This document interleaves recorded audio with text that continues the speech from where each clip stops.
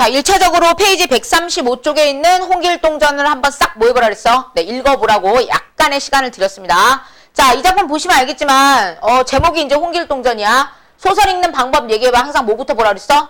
보기 박스. 그지? 보기 박스. 근데 작품 문제 봤더니 보기가 지금 변변찮은 게 나온 게 있어 없어? 없죠? 그럼 이럴 때 어떻게 해야 될까? 뭐 선택지 중에 적절하지 않은 문제에 있는 선택지를 조금 읽어서 내용을 좀 확보하시든가, 아니면 지금처럼 이렇게 알고 있는, 좀 알려져 있는 작품일 경우에는 바로 뭘 들어가면 되겠어? 지문으로 들어가서 정리하시면 됩니다. 자, 일정 부분을 읽으라고 했습니다. 앞부분 줄거리가 있을 경우에는 줄거리 포함해서 3분의 1 정도까지 먼저 읽으시고, 뭐를 파악해라? 인물 파악해라. 특히 인물 간의 관계를 파악하는 거 아주 중요합니다. 내 말 알겠죠? 그러면 우리 이제 같이 한번 볼 텐데, 선생님 미리 좀 질문 좀 해보자. 자, 우리가 뭔가 사람을 부를 때 부르는 말 중에 이제 호칭이 있잖니, 호칭, 그지? 부를 때 아버지한테는 당연히 아버지라고 부르고, 어머니한테 뭐라고 불러? 어머니 이렇게 부르잖아, 그지? 그러면 아들 입장에서 부모님 앞에 갔어. 아버지 앞에 갔어. 그러면 자기를 낮춰서 말할 때 뭐라고 말해? 소자. 이렇게 말한다, 소자. 알겠지? 그러면 신하가 임금 앞에 갔어. 자신을 낮춰서 말해. 그럼 뭐라고 말해? 소신이. 이렇게 말하죠, 소신이. 이렇게 말하죠. 내 말 지금 이해하고 있죠? 그러면 이제 여자가 남편이나 혹은 부모 앞에서 자신을 낮추어서 말하고 싶어. 그럼 어떻게 말해? 소녀. 이렇게 말하겠지.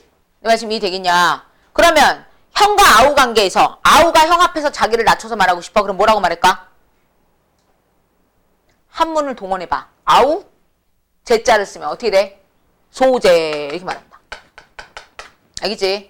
자, 선생님이 고전소설 읽을 때 인물관계를 잘 파악해야 된다고 했는데, 인물관계를 파악하는 방법 중에 어떻게 자신을 표현하고 있는지를 보면, 내가 그 사람 앞에서 나를 표현하는데 소녀가 이렇게 말했어. 그럼 남편 혹은 아버님, 뭐 부모, 나보다 뭐한 사람, 높은 사람한테 그렇게 말하고 있을 거란 얘기지. 혹은 소신이 이렇게 말했으면 누구랑 누구의 관계라는 거야? 임금과? 그리고 그 말을 하고 있는 사람은 누구? 신하. 이런 관계가 설정될 것이다 라는 겁니다. 자, 고전소설은 인물관계가 복잡하게 나오는 경우가 있어. 복잡하긴 해도, 많이 등장해도 결론은 뭐라 그랬어? 선한 사람 아니면 뭐한 사람? 악한 사람. 이렇게 구별을 해야 되거든? 그럴 때 그들 사이의 관계를 따질 때 이런 식의 용어들이 나왔을 때 여러분이 최대한 이 호칭을 통해서 인물관계를 빨리빨리 파악을 하셔야 된다 이겁니다. 내 말 이해되겠지? 네, 그래서 이거 알아두셔야 돼요. 네, 참고사항이었습니다. 이거 참고사항이라고 왜 말할까? 이거 소설 읽어본 사람은 좀 느낌 왔을 수도 있는데, 여기 소설 속에서 인물 간의 관계를 파악할 때 뭐 하다는 거야? 필요한 조건이기 때문에 선생님이 언급을 한 겁니다. 내 말 이해됐습니까? 네, 됐어요. 자, 그럼 이제 같이 가보도록 합시다. 자, 읽어가는데 에피소드별로 그냥 끊으시면 될 것 같아요. 에피소드별로 끊으라는 게 뭐야? 선생님이 3분의 1 지점까지 읽어라라는 그 기준은 형식적으로 말하면 분량상으로 보면 3분의 1 지점인 거고, 스토리상으로 보면 사건이 하나 못 되는 지점, 마무리되는 지점, 그 안에서 인물 간의 관계를 파악하고 스토리가 뭔지, 사건이 뭐였는지 한번 확인해 보셔라 이겁니다. 자, 한번 가봅시다. 차시 8도에서, 자, 차시가 뭐야? 차시. 이때. 이 말이죠? 네모칸 쳐줍니다. 차시, 각설. 이런 말들이 나오면 사건이 뭐 됐다고 생각하면 돼? 전환됐다고 생각하면 돼. 다시 말하면 새로운 뭔가 사건이 나타나고 있다. 이렇게 보시면 됩니다. 그럼 앞에 어떤 사건이 있었던지 간에 차시 이렇게 시작하고 있으니까 새로운 뭔가 전환이 이루어지고 있다. 이렇게 봅시다. 그럼 전환 포인트가 돼 있으니까 우리는 뭘 생각하면서 봐야 될까? 인물을 찾긴 찾되 인물만 찾아갖고는 안 되고 그 인물들이 벌리고 있는 뭐도 알아야 돼. 사건, 일도 알아야 된다 이거죠? 네, 가봅니다. 8도에서 다 길동을 잡아 올리니 조정과 장한 백성이 망지소조하여 능히 알 리가 없더라. 이게 뭔 말이야? 어떤 사건이 나왔어? 8도에서 사건이 뭐 나왔대? 8도. 8도라는 게 뭐야? 결론적으로 말하면 전국이죠? 전국에서 지금 누가 잡혀오고 있대? 길동이 잡혀온다는 거지? 그럼 8도 전국에서 지금 길동이 잡혔다는 얘기는 최소 몇 명이란 얘기야? 8도니까 8명이 잡혀서 올라오고 있다 이 말이지, 그지? 한 사람이어야 되는데 몇 명이라는 거야?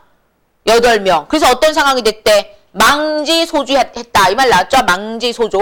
자, 밑에 주석 붙어있으니까 주석 확인하시면 되겠죠? 어떤 의미 앞뒤 문맥 보면 뭐 당황하여, 그지? 당황하여, 뭐 황당해서, 그지? 능히 알 리가 없더라. 알 수 있는 사람이 없더라. 이겁니다. 누가 진짠지 이걸 판단할 수 있는 사람 있다 없다? 없다 이 말이죠. 상이 놀라시어. 자, 상이 놀랬대. 상은 누굴 가리켜요? 상은 누굴 가리킵니까? 임금을 가리키고 있죠. 네. 상이 놀라셔 그랬죠. 상은 누굴 가리킨다? 임금 가리킵니다. 그럼 임금이 놀라서 만조를 모았대. 이 만조 모았다는 건 뭐야? 온 신하들을 다 모았다. 이렇게 보시면 돼요. 친국할세. 친국이 뭐야? 임금이 친히 나서서 말하는 게 친국이야. 죄인을 다루거나 그럴 때도 쓰고요. 네, 신하들 앞에서 얘기할 때도 쓸 수 있어요. 임금이 친히 나서서 말을 합니다. 여덟 길동을 잡아 올리니 저희 서로 다투어 이르되 내가 진짜 길동이요 나는 아니라 하며 서로 싸우니 어느 것이 진짜 길동인지 분간치 못할래라. 혹시 느끼고 계십니까? 모든 문장의 끝에 종결 형태가 다 뭐로 끝나고 있어? 뭐뭐라. 이거 무슨 형이죠? 이런 걸 뭐라 그래? 글 속에서만 나타난다 해서 무슨 체라 그래? 문어체다 이렇게 말합니다. 무슨 소설의 특징이지? 고전 소설의 대표적인 특징 중에 하나죠. 네, 더 이상 설명 안 할게. 자주 등장하니까. 자, 계속 갑니다. 상이 고이히 여기사. 임금께서 이상하게. 고이하다라는 건 뭐야? 고이하다. 고이하다. 고이하다라는 말도 우리 고전 읽다 보면 자주 등장하잖아. 무슨 의미야? 이상하다. 그지? 이상하게 생각해서 즉시 홍모를 명초하사. 자, 홍모를 명초했대. 뭔 말이야, 명초가? 임금께서 명령을 내려서 불러들였다 이 말이지. 누구를 불러들인 거야? 이때 홍모는? 누굴 가리킬까? 길동의 아버지, 네, 홍판서 얘기하는 겁니다. 네, 하사왈. 지자는 막여불어 하니. 또 한자 나왔죠. 이게 뭔 말이야? 주석 있습니다. 뭐라고 돼 있어? 지자. 자식을 알 사람은 막여부. 누구밖에 없다? 아버지밖에 없다. 라는 요 문장 때문에 앞에 있는 홍모와 누구와의 관계를 알 수 있는 거야. 지금 잡혀온. 길동과의 관계가 1차 설정이 되는 거죠? 둘이 무슨 지간이다?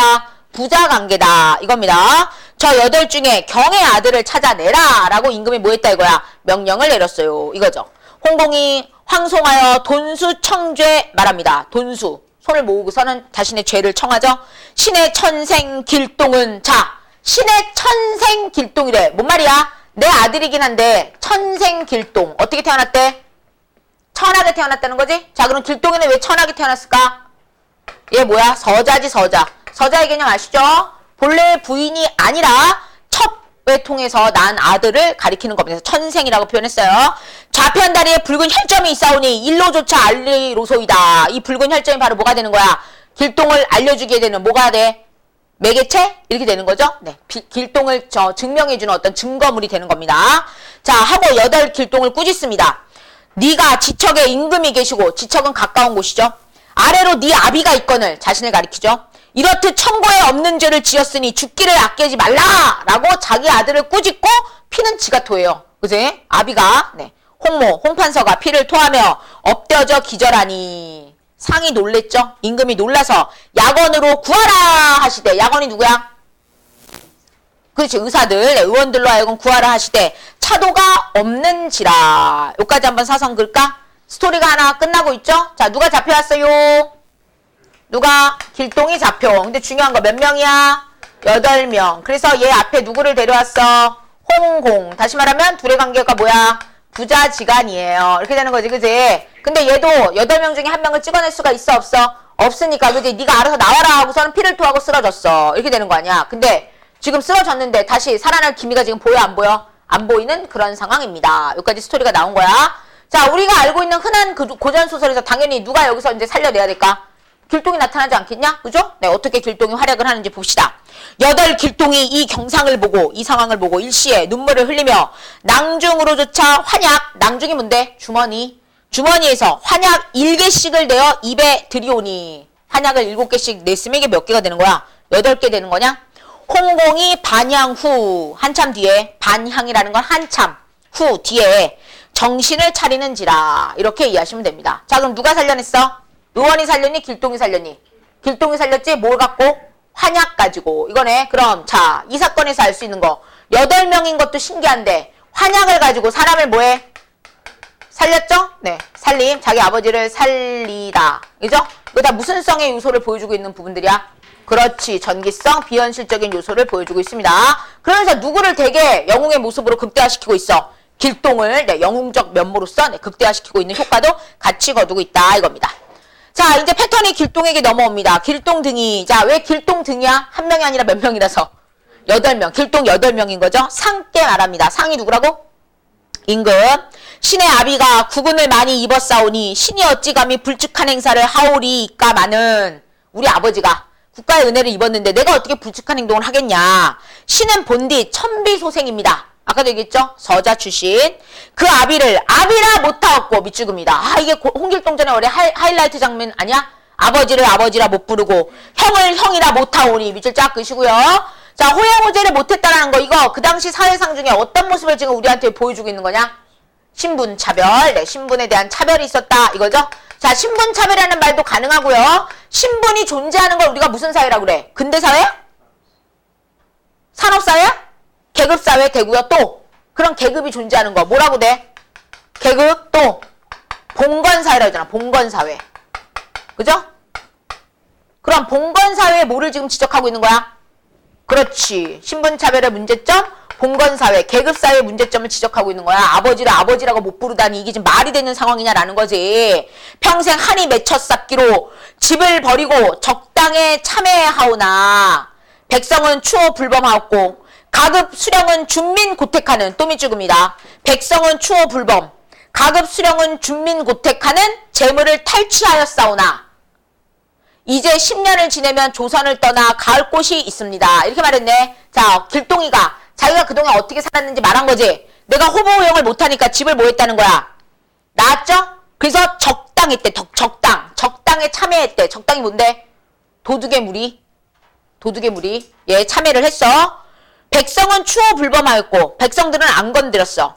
가급 수령의 준민 고택하는 재물을 탈취했대. 그럼 내가 건드린 건 백성들의 재물이 아니라 어떤 새끼들 거, MB 거 이런 거 건드렸다는 거지. 그지? 무슨 말 이해되지? 다 뺏어오고 막 이랬다는 거 아니야. 내 말 지금 이해되겠냐? 그러면 여기서 또 뭐가 느껴져? 왜 백성 거는 안 건드리고 그 잘 사는 새끼들 준민고택 즉 가급 수령권만 그렇게 했을까? 당시에 뭐가 있었다는 걸 또 보여주는 거야. 수령들의 뭐 부정부패 수탈의 행위가 있었다 이거죠. 백성들한테는 가져올 게 없어. 맨날 살기 힘들어. 그지? 근데 있는 것들이 더 많이 가지고 있죠? 야 330억 장난 아니죠? 110억. 야 이 돈이 도대체 얼마가 있는 거야? 숫자만으로 나는 세지도 못하겠다. 여튼 그렇대. 누가 뺏어간 건 아니지만 다 가지고 계시죠? 우리 MB께서는 훌륭하시죠? 도둑도 못 드나 봐. 여튼 그렇대. 자 이렇게 재물을 탈취하였으나 10년이 지나면 조선을 떠나 갈 곳이 있대. 갈 곳에다 밑줄거. 이게 보통 길동이가 얘기하는 뭐 이상국. 선생님도 맨날 부르시는데 율도국을 얘기하는 거죠. 길동이의 이상국, 율도국을 얘기합니다. 그러면 길동이가 부르짖는 이상국의 구체적인 디테일한 모습을 니네가 그려봐. 어떤 모습일 것 같아?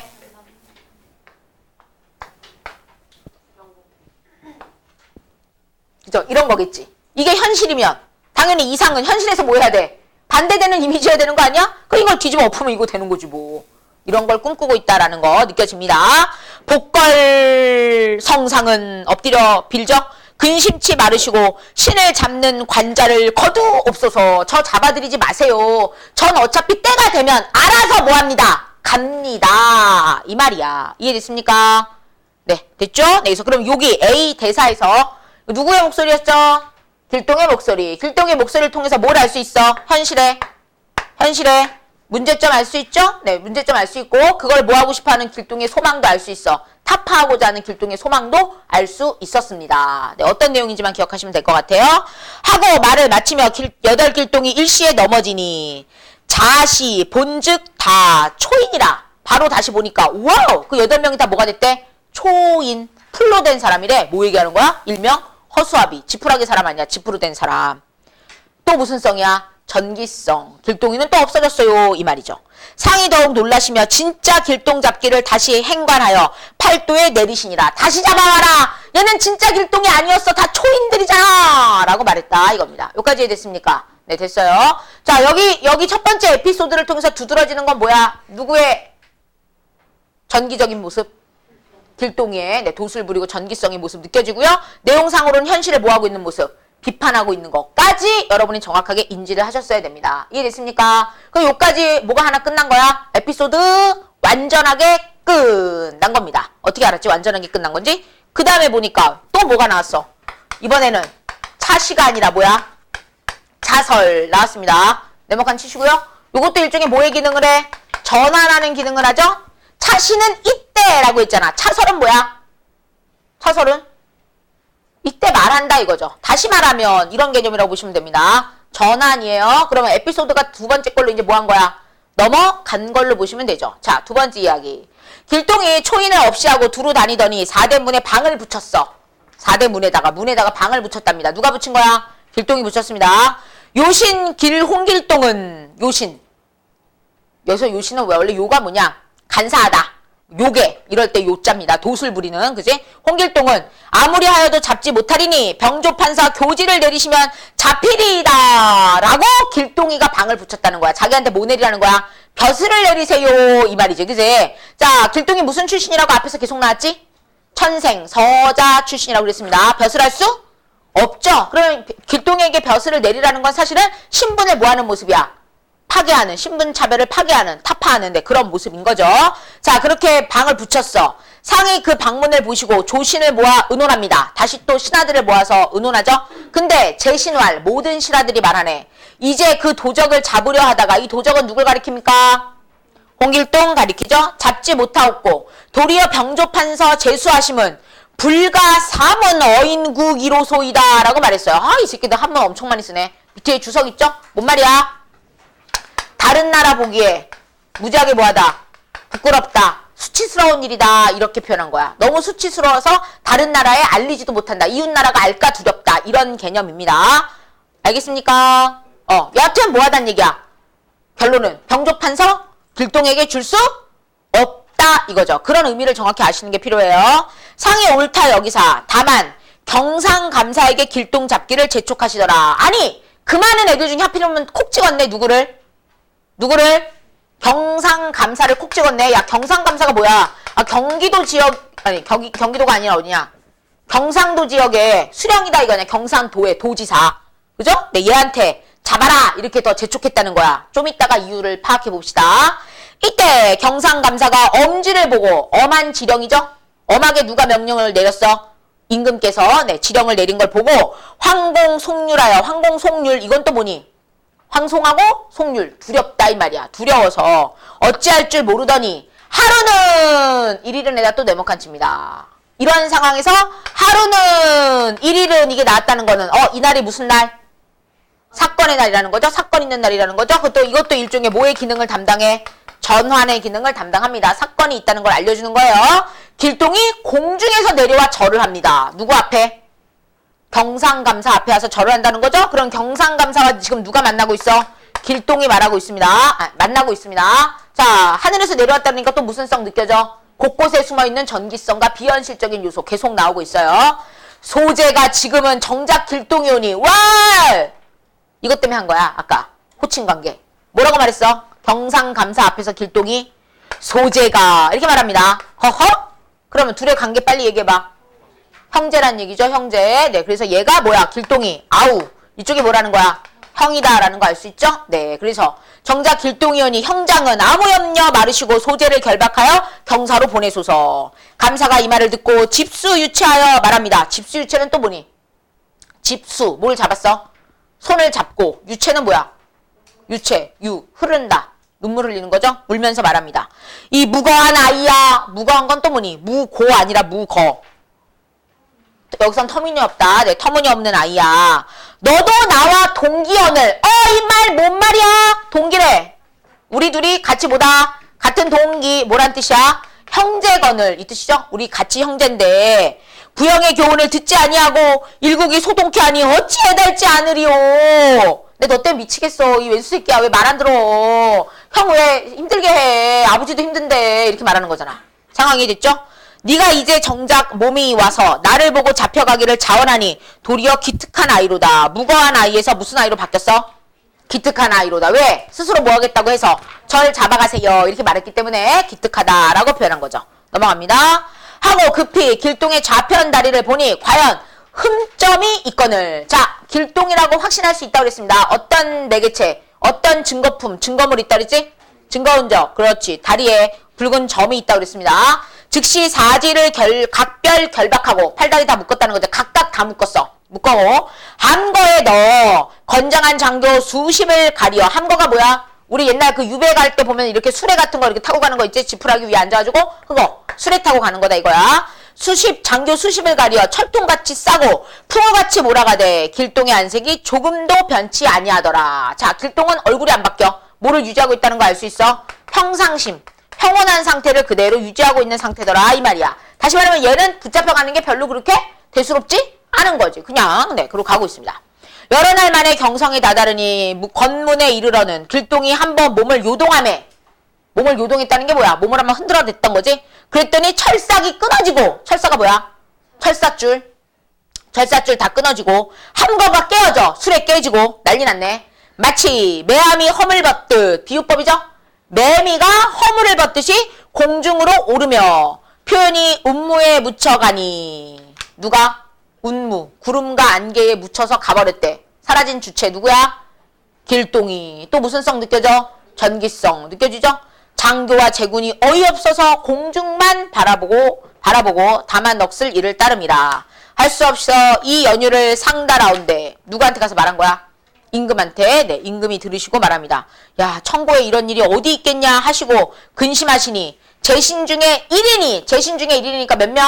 한 사람이 말합니다. 주왈. 그 길동의 원이 병조 판서를 한번 지내면 조선을 떠나리라 하오니, 한번 제 원을 풀면 제 스스로 사은하오리니 이때를 타 잡음이 좋을까 하나이다. 사은하는 게 뭐지? 누구를 뵙고 인사하는 거야? 임금을 뵙고, 네, 인사하는 그런 모습을 얘기하는 겁니다. 네, 그래서 그때를 타서 잡으면 좋겠다 이 말이야. 상이 옳게 여기사 즉시 홍길동을 병조 판서로 제수하시고 사문에 방을 붙이니라. 이제 길동은 병조 판서다라고 방을 붙였다 이거죠. 이해됐죠? 자, 여기서 잠깐. 자, 그럼 에피소드가 지금 하나 끝나고 나서 이제 두 번째 에피소드로 넘어갔었잖아. 누구 앞에 나타난? 길동. 경상감사 앞에 나타난 길동. 그러나 여기서도 또한 뭐 했어? 임금 거의 가까이 갔을 때 술에 깨고 하늘로 그냥 뭐 했어? 사라졌다 이 말이죠? 여기까지 또 에피소드가 하나 뭐 한 거야? 마무리된 겁니다. 내 말 이해됐어? 그 다음에 세 번째 에피소드는 이제 뭐가 되는 거야? 홍길동에게 드디어 뭐를 제수한다는 거야? 뭐를 주겠대? 병조 판서를 줄게요. 이렇게 말한 거잖아. 근데 이게 사실은 미끼 상품이었던 거지? 이걸 가지고 뭐 하려고? 길동이 뭐 하려고? 잡으려 하는 겁니다. 그러면 아직도 임금이나 모든 신하들은 길동 잡기에 포기했어? 포기 안 했어? 포기 안 했죠? 네, 계속해서 잡으려고 하는 모습이에요. 자, 가봅시다. 자, 이제 이렇게 방을 붙여놨어. 이때 길동이 이 말을 듣고 즉시 삼호간대에 서띠를 띠고 높은 초원을 헝거롭게 높이 타고, 자, 삼호간대 서띠를 띄었어. 초헌을 헝거롭게 높이 탔대. 밑줄 쫙 긋니다. 이게 지금 뭐한 사람의 모습이야? 병조 판서로서의 위엄을 갖추는 모습이죠? 보통 병조 판서들이 이렇게 해. 상해 완연히 들어오며 이르되 이제 홍판서가 사은하러 온다. 그랬어. 이때 홍판서 누구 가리켜? 길동이야, 길동압이야? 홍길동을 가리키는 거죠? 왜? 어디에 제수됐으니까? 뭐가 들어온 거니까? 병조판서, 직함을 받았으니까 거기에 사은하러, 인사하러 왔다 이 말입니다. 하니 병조하속이 맞아. 병조하속은 뭐야? 병조판서 밑에 딸려있는 애들 있잖아. 걔네들이 맞아서 호위하여 권례에 들어갈세 백관들이 의논합니다. 백관은 뭔데? 온갖 신하들이 얘기하는 거야. 길동이 오늘 사은하고 나올 것이니 도부수를 매복하였다가 나오거든 일시에 쳐 죽이자. 도부수는 뭔데? 못 쓰는 새끼들.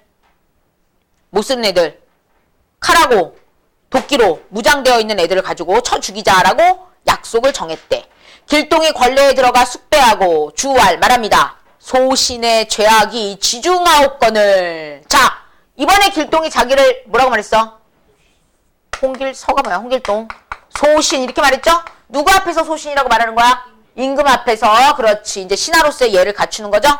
죄악이 지중하옵건을 도리어 천은을 입사와 평생 한을 부었고 돌아가오나 영결전하하오니. 영결전하 이게 뭔 말이야? 전하. 계단 아래서. 다시 말해 임금 밑에서. 임금의 전 아래서 영결. 영원히 뭐 한다는 거야? 인사를 드린다. 이제 더 이상 만날 일은 있다 없다? 없다 이겁니다. 복망성상은 엎드려 바라건대 성상 임금께서는 만수무강하세요 라고 말을 마치며 몸을 공중에 솟구어 구름에 쌓여가니. 밑줄 긋니다. 또 무슨 성 보여줬어? 전기성 보여줬지. 아니 이 새끼들도 병신인가 봐. 아까 술에 갇혀있을 때도 뚫고 어디로 가버렸어? 술에 부시고 하늘 올라가지 않았냐? 그러면 얘가 무슨 길동이가 지금 하늘로 솟았고 땅으로 꺼지고 막 이러는 상황인데, 아니 얘를 잡겠다고 매복하고 있는 게 의미가 있어 없어? 없지? 길동으로 해서 다시 어디로 올라갔다는 거야? 하늘로 올라갔습니다. 자, 구름에 쌓여가니 그 가는 바를 알지 못하더라. 어디로 가는지 알 수 없다 이거죠. 상이 보시고 도리어 차탄해서 말합니다. 탄식하면 말하죠. 길동의 신기한 제조는 고금에 희한하도다. 오히려 감탄하고 계세요. 제가 지금 조선을 떠나노라 하였으니. 이게 누구 말이야? 길동의 말이라는 거지? 병조판서 제수 받았으니까 난 이제 여길 뭐 한다?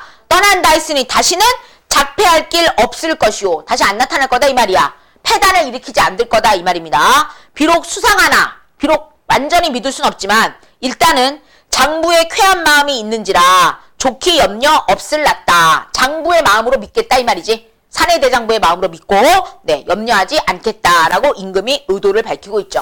자 그리고 팔도에 사문을 내리어 길동 잡는 공사를 다 뭐했다? 거두시니라. 왜 거뒀어? 길동이 다시는 나타나지 않을 거라고 이제 뭐 하는 거야? 믿는 거죠.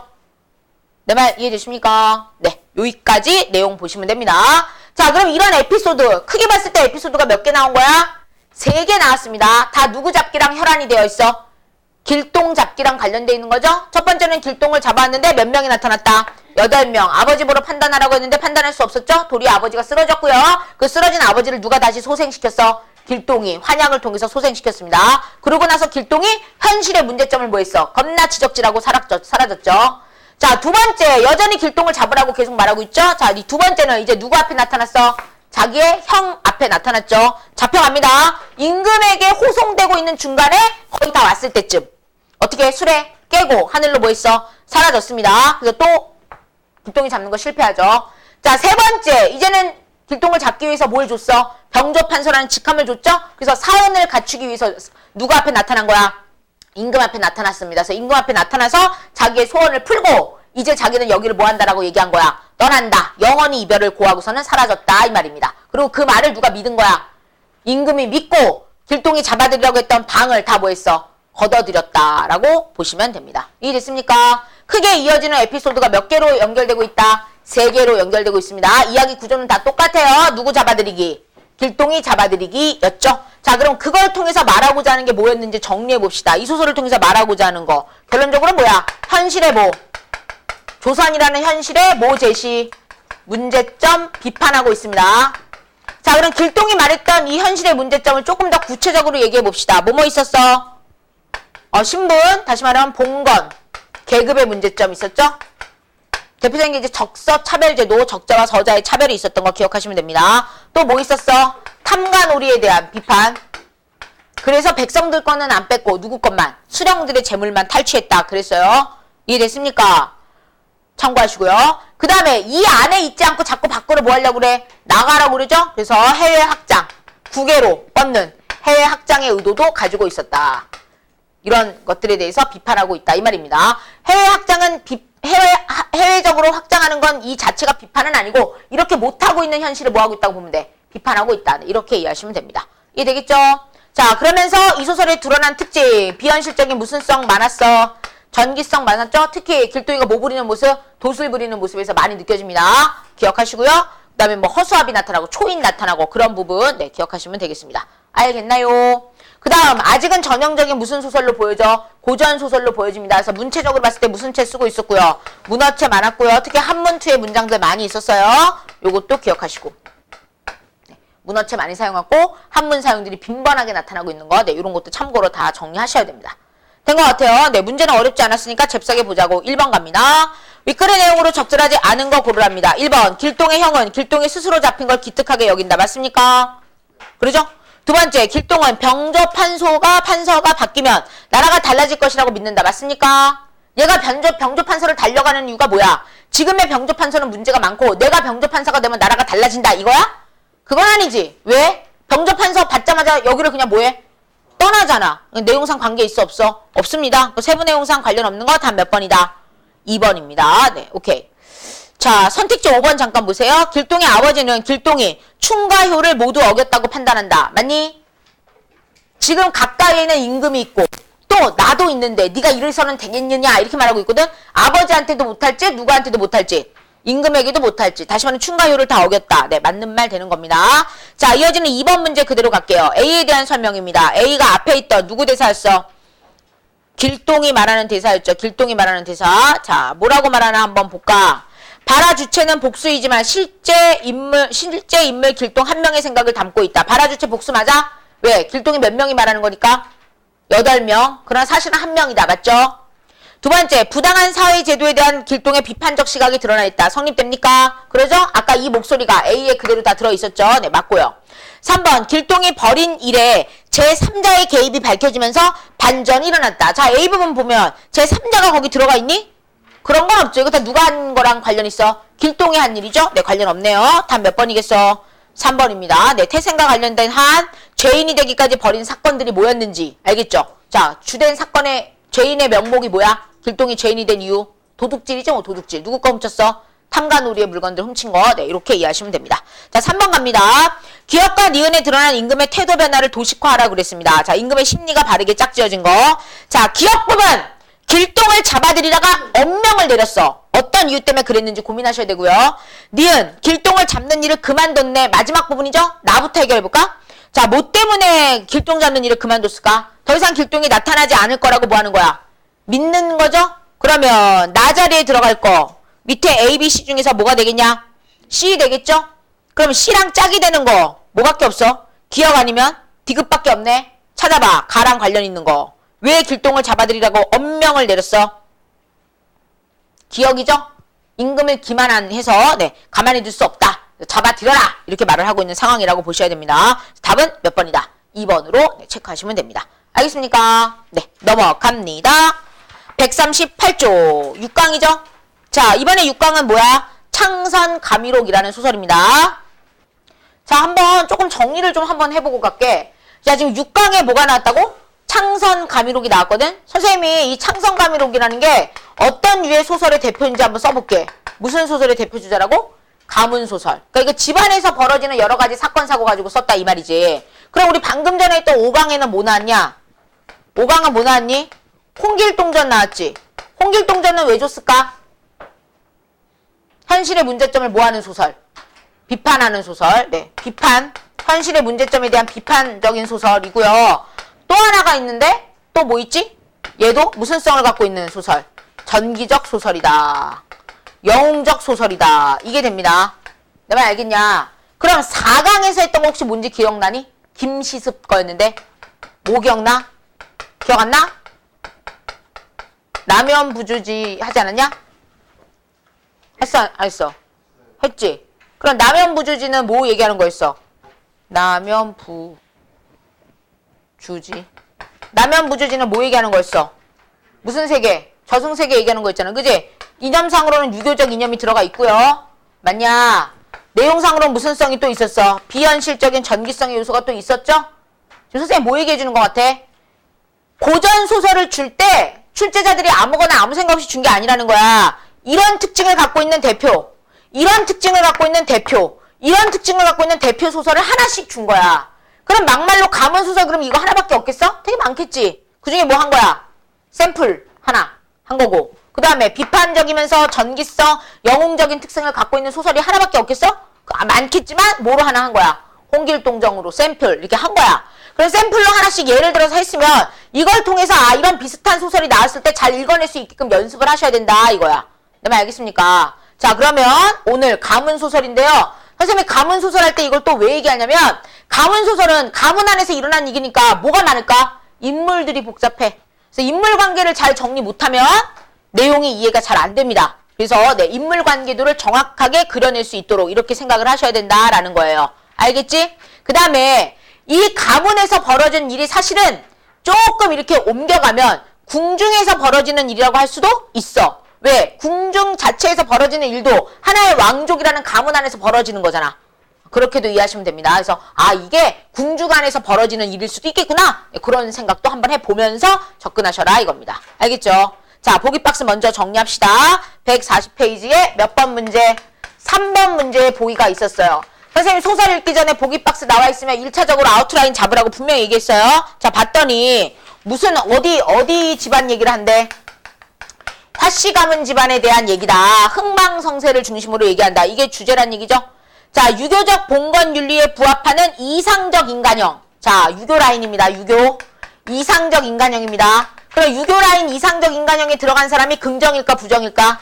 당연히 긍정적 인물이겠지. 선생님이 고전소설 읽을 때 인물 파악할 때 딱 뭐하라 했어? 선과 모를 빨리빨리 분리해라. 악으로 분리하라고 그랬습니다. 여기서는 이게 선이야.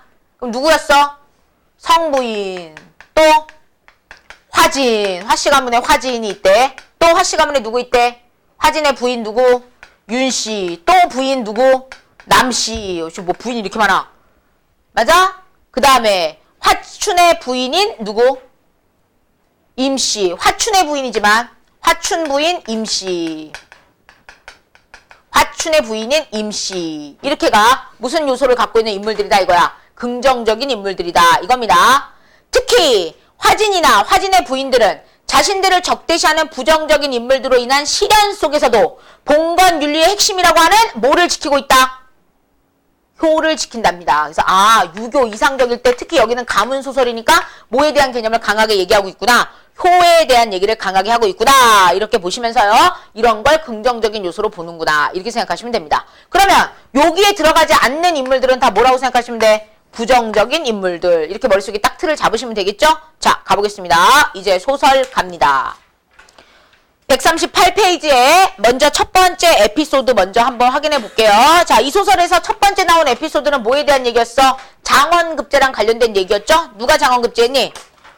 화진이 장원급제를 합니다. 화진. 네, 인물파악 빨리빨리 해야겠지. 자, 가볼까요? 황제께서 장원급제한 화진을 올라오라 하여 만나보시고, 그럼 화진이라는 인물이다. 니네가 딱 뭐 해야 돼? 동그라미 표시해야겠지. 와, 이거 긍정인물이야. 인물 체크 빨리 하시고요. 얘가 뭐 했다고? 장원급제. 와, 출세하는 얘기네. 크게 기뻐하시면서 신하들에게 말합니다. 여양후를 이룬 뒤로 짐은 항상 마음이 아팠소. 이제 여양후의 아들을 보니, 어머나! 얘 어머니 이름이 뭐라는 거야? 여양후. 선생님이 왜 여기를 어머니라고 볼까? 화씨 집안이라며. 그럼 아버지도 뭐 해야 돼? 화씨여야 되는 거 아니야? 내 말 지금 이해됐니? 이렇게 가족 관계도를 빨리빨리 만드셔야 된다 이거야. 여양후의 아들 누구? 화진이다 이 말이야. 기린의 자식 봉황의 새끼처럼 범상치가 않소. 대단한 사람으로 보이더라 이 말이야. 그러고는 앞에서 술을 내려 마시게 했다. 사흘 후에 장원은 항림학사에 제수되었고, 자, 장원급제했으니까 얘가 당연히 뭐가 된다는 거야? 항림학사, 최고의 벼슬이죠. 장원급제한 사람의 최고의 벼슬, 한림학사입니다. 자주 등장하죠. 우리 고전소설에서 제수되었고, 성준과 유성량은 각각 병부 원해랑이 되었다. 자, 여기서 또 다른 인물이 등장하고 있어요. 누구랑 누구? 성부와 누구? 누구? 성부랑 누구? 유성량. 얘네들은 각각 뭐가 됐대? 각각 직급이 뭐래? 병부 원해랑이 되었다. 이렇게 제시하고 있죠? 얘네들의 직급이야. 그러니까 이번 과거 시험에서 화진이 장원급제를 하고 얘네들은 장원급제는 못했는데 여튼 합격은 한 거지. 그래서 이러한 자리를 받았다 이 말이야. 여기까지 이해됐습니까? 그러나 성원해와 유원해는, 자, 갑자기 왜 성원해라고 부르고 유원해라고 부를까? 그렇지. 이 직급을 받았으니까. 얘도 화진이지만 한림학사 받으면 뭐라고 말할 수 있어? 화한림? 겁나 어색하다. 그치? 유한님이 제일 좋은데, 사시남전계 유한님이 제일 착착 입에 붙지 않냐? 원래 이게 선생님도 박씨지 않냐? 박박사. 겁나 이상해. 그래서 내가 박사 안 한 거야. 이상해서. 여하튼, 네. 뭔 말인지 지금 이해되겠지? 직급이 나오면 그 직급을 여기다 붙여서 부른다는 거야. 박박사, 박교수, 박대통령 이렇게 말하는 것처럼. 내 말 이해됐어? 네, 똑같습니다. 그래서 원해를 붙여서 그렇게 말한 거야. 같은 인물인 거지, 그제? 자, 얘네들도 이번에 벼슬에 합격하고 네, 직급을 받았어요. 그러나 2부 상서 오붕을 찾아가서 말을 했대. 저희들은요, 집이 절강이라서 집을 떠나 서울에 와서 벼슬을 하기가 어려운 데다가, 자, 병부 원해랑을 하면 어디에 살아야 된다는 거야? 거처지가 서울이어야 된다는 거지? 근데 그거 너무 어렵고요. 학문도 성글어 많이 부족합니다. 겸손한 표현이죠. 과거에 합격은 했지만 아직은 성글어 부족하다라고 말하고 있죠. 동남쪽의 한가한 고슬에 태수가 되어 몇 년간 공부를 더 했으면 합니다. 한직으로 가고 싶다. 지방 말고, 아니 중앙지 말고 중앙 말고 중심지 말고 지방의 한직으로 한적한 곳으로 가서 공부하면서 좀 있었으면 좋겠습니다. 라고 청했더니 오붕이 고개를 끄덕였다. 뭐 했다는 거야? 허락했다는 뜻이겠죠. 이해됐습니까? 자, 며칠 뒤 성원해는, 자, 성원해 얘 얘기하는 거지. 복건 남정현의 뭐가 됐어? 현감이 되었고, 그러면 이제 병부원해랑이 아니라 뭐가 된 거야? 복건 남정현이라는 고을의 현감, 사또가 됐다 이거죠? 네, 바라던 대로 됐어요. 한직으로 갔어요. 유원해는 귀양부의 통판이 되었다. 얘는 귀양부의 통판, 이렇게 됐다 이겁니다. 그럼 원래 받은 직급을 거부하고 한직으로, 밑에 급으로 내려갔다 이 말이죠? 이유는 뭐 하겠다고? 공부 조금 더 하겠다고. 네, 그렇게 한 겁니다. 이때! 바로 이때, 네모칸 쳐. 이때 나오면 뭐라 그랬어? 이야기에 뭐가 이루어져? 전환 이루어지잖아. 그럼 딱 신경을 써야지. 이때 무슨 일이 벌어지는지.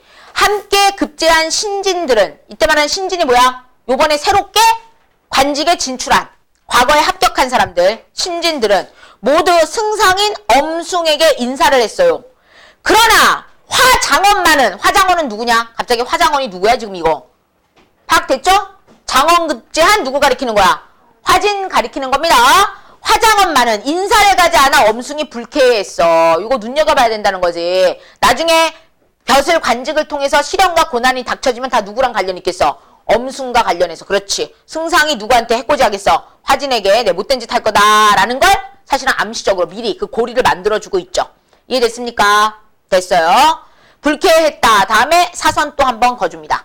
이때 불쾌했다. 여기까지 사선. 중간에 에피소드 하나가 살짝 이야기가 하나 중간에 껴들어가 있는 형태입니다. 그 다음에 이제 엄숭 얘기 끝. 한림이 상소를 올렸어요. 고향으로 돌아가 늙으신 어머니를 뵙겠다고 청하자 황제께서 허락을 하시면서 어머니를 모시고 올라오라고 했어. 한림이 성준, 유성양 두 태수와 함께 혼자 간 게 아니네. 누구도 갔어? 한림. 한림은 누굴 가리켜? 화진. 그 다음에 두 태수 누구 가리켜? 성부랑 유성양 두 태수와 함께 소흥으로 돌아오자 성부인과 아들 성부인이 아들과 조카 두 사람의 등을 어루만지며 눈물을 흘렸다. 자, 성부인의 이 중에 성부인의 아들이 한 명 있고 그 다음 누구도 있어? 조카 두 사람이 있다. 아들 한 명에 조카 두 사람 이렇게 돼 있다는 얘기죠. 내 말 이해됐죠? 너희들이 모두 고아로 자라서 이렇게 출세했구나. 고아로 자랐대. 먼저 간 사람이 일을 한다면 아마도 땅속에서 남아 환히 웃을 게다. 그러자 두 사람이 흘리는 눈물이 자리를 적셨다. 겁나 슬퍼했대.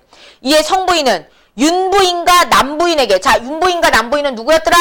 아까 보기에서 알려줬네. 누구의 처들? 화진의 처들이죠. 네, 처들에게 봉간, 화리와 함께 조정 대신에 어머니와 부인에게 내리는 명부의 직첩을 주었다. 내 명부에 이제 들어갈 수 있게 해준 거지. 왜? 자기 남편의 직급이 관직이 못까지 됐으니까. 장원급제했고 한림학사까지 갔으니까 내 명부에 들어갈 수 있는 조건들을 다 만들어줬어요. 그리고 집안에서 잔치를 열어 유태수 부자도 초대했다. 자, 누구 부자도 초대했대? 유태수의 부자도 초대했다. 다시 말하면 얘네들, 얘랑 누구도? 얘 아버지도 초대해서 잔치를 베풀었다 이 말이죠. 상황이 됐죠? 자, 그러면 성부인과 친척지간에 관련 있는 건 누구랑 누구라고 볼 수 있어? 화진과 성부. 이쪽은 조금 관계가 좀 떨어져 있는, 네, 이렇게 보시면 됩니다. 자, 계속 갑니다. 이날 소흥부의 지부도 풍물과 기녀들을 데리고 왔다. 새로 급제한 세 사람은, 세 사람 누구야? 화진과 성부와 유성양. 인삼 계지를 들고 사당에 절하였는데 한림이 슬프게 우는 소리가 밖에까지 들렸다. 아, 효자는 아부터 꺾음새를 여세요. 슬픈 일이 있어도 부모를 그리워하고 기쁜 일이 있어도 부모를 그리워하니 그 슬픔은 언제까지나 사라질까? 꺾음새 닫어. 이거 누구 목소리야? 누구? 서술자 목소리죠? 서술자의 개입 들어가 있습니다. 이때 신경 쓸 거. 이거 인물의 마음속 생각을 읽은 거야? 서술자가 자기 생각을 말한 거야? 자기 생각 말했지. 그럼 특히 이런 부분을 우리가 뭐라고 말해? 편집자죠? 편집자죠? 논평이다 라고 말하는 겁니다. 서술자의 주관적인 견해가 나오는 거예요. 너무 슬프다 이렇게 하면서 얘기했습니다. 이해했죠? 오케이. 요까지 에피소드 하나 뭐 또 끝났죠? 장원급제한 화진. 그 다음에 합격한 2명. 얘네들은 한직으로 물러갔고요. 같이 어디로 가다? 고향으로 돌아가다. 이겁니다. 그리고 사당에다 인사드리고 이렇게 있었어요. 이겁니다. 여기까지 됐죠? 됐어요. 그 다음 이때 대목한 칩니다. 사건이 뭐 될 거란 얘기야? 전환될 거란 얘기죠? 누구 나왔어? 심시모자가 나왔어. 자, 새로운 인물들이네. 한림의 급제 소식에 배가 아파서 문을 닫고 안 나와. 그럼 좋은 애들, 나쁜 애들? 나쁜 애들이죠. 주인공에 반대되는 세력들이니까 나쁜 세력들이잖아. 여기네. 부정인물. 삼각형의 심시모자. 심시 어머니와 아들. 이거네. 내 말 이해됐냐? 그러나 화춘의 부인 임씨는 여기서 잠깐 그러면 심시모자지간이거든. 그러면 이 자 아들의 이름이 뭐였을까? 아마도 화춘이었던 것 같아. 문맥을 봐. 화춘의 부인 임씨는 허리에 앞치마를 두르고 손수 진수성찬을 마련하면서 한편으로 슬프기도 했지만 기쁜 표정으로 정성을 다했다. 성부인이 이 모습을 보고 여러 번 그 사람됨을 칭찬했거든. 그럼 성부인이 칭찬한 이 임씨는 좋은 애 나쁜 애? 긍정 부정? 긍정. 그러나 화추는 임씨의 남편인 화추는 긍정 부정? 부정. 이렇게 되는 거야. 그래서 화춘 자체는 부정적이고 화춘의 부인 임씨는 긍정이다 이 말입니다. 상황 지금 이해됐니? 인물 파악 제대로 해야 돼요. 여기 꼬여버리면 답 안 나와. 알겠어? 네, 됐습니다. 그 다음 갑니다. 성태수가 행장을 꾸려 임소에 가려 할 때, 자, 성태수, 네, 성태수 아마 누굴 가리킬까? 성부를 가리키겠죠? 성부인이 아들에게 말했습니다. 춘희와 그 어미가 성품이 포악하니, 춘희 나왔다, 춘희! 춘희, 누구요? 춘희 화춘가. 그 어미 누구? 심씨, 그제? 성품이 포악하니, 삼각형어, 거나. 화진 부부는, 여기, 화진 부부. 얘네들. 내가 없으면 아마 목숨을 부지할 수 없을 게야. 너는 요씨만 데리고 혼자 가라. 아마 성태수의 부인 이름이 뭔 것 같아? 요씨인가 보지? 데리고 가라. 이 늙은 어미는 아들을 위해서 죽은 동생의 부탁을 저버릴 수가 없구나. 내 아들 위하자고. 내 동생이 나한테 부탁하는 거 내가 저버릴 수가 없다라고 말하면서 자기는 여기에 뭐 하겠다고 말하는 거야? 남겠다고 말하는 거지? 남아야지만 누구를 돌볼 수 있다고 생각해? 화진가. 그 가족들을 돌볼 수 있다고 생각합니다. 내 말 이해되겠냐? 됐어요. 성태수가 깜짝 놀라 울면서 말합니다. 어머니, 소자가 손에 목이 박히고, 자, 소자 나왔다, 소자. 이 성태수와 성부인의 관계. 무슨 지간? 모자지간. 그치? 못이 박히고 혀가 닳도록 어렵사리 공부해서 과거에 급제한 것은 모두 어머니 때문이었습니다. 이제 한 고을에 태수가 되었는데 하루도 봉양치 못한다면 소자의 마음이 어떻겠습니까? 그리고 형옥도 이제 급제하여 벼슬을 하게 되어 며칠 안 있으면 두 재수씨를 데리고 떠날 텐데 여기서 잠깐 형옥이 누굴까요? 두 재수씨 데리고 떠날 거래. 급제해서 누구 가리킬까? 화진이죠. 네, 화진의 또 다른 이름 형옥이라고 나오고 있습니다. 인물의 이름 여러 번 나올 때 확인 잘해야 돼. 같은 사람입니다. 두 재수씨. 네, 힌트 알려줬어. 두 재수씨. 오케이. 숙모님께서는 틀림없이 따라가지 않으실 겁니다. 한번 서울과 시골에 떨어져 있게 되면 해를 입히려 해도 방법이 없을 겁니다. 얘네가 떠나면 이때 숙모는 누굴 가리킬까? 심씨. 떨어지면 이제 해를 입힐 수 없다.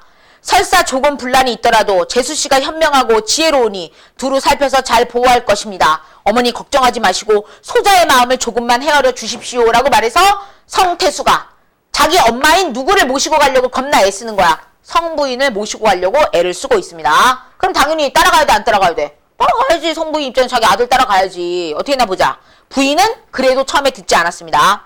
한림이 눈치를 채고, 자, 여기 한림 누구 가리키는 거야? 한림.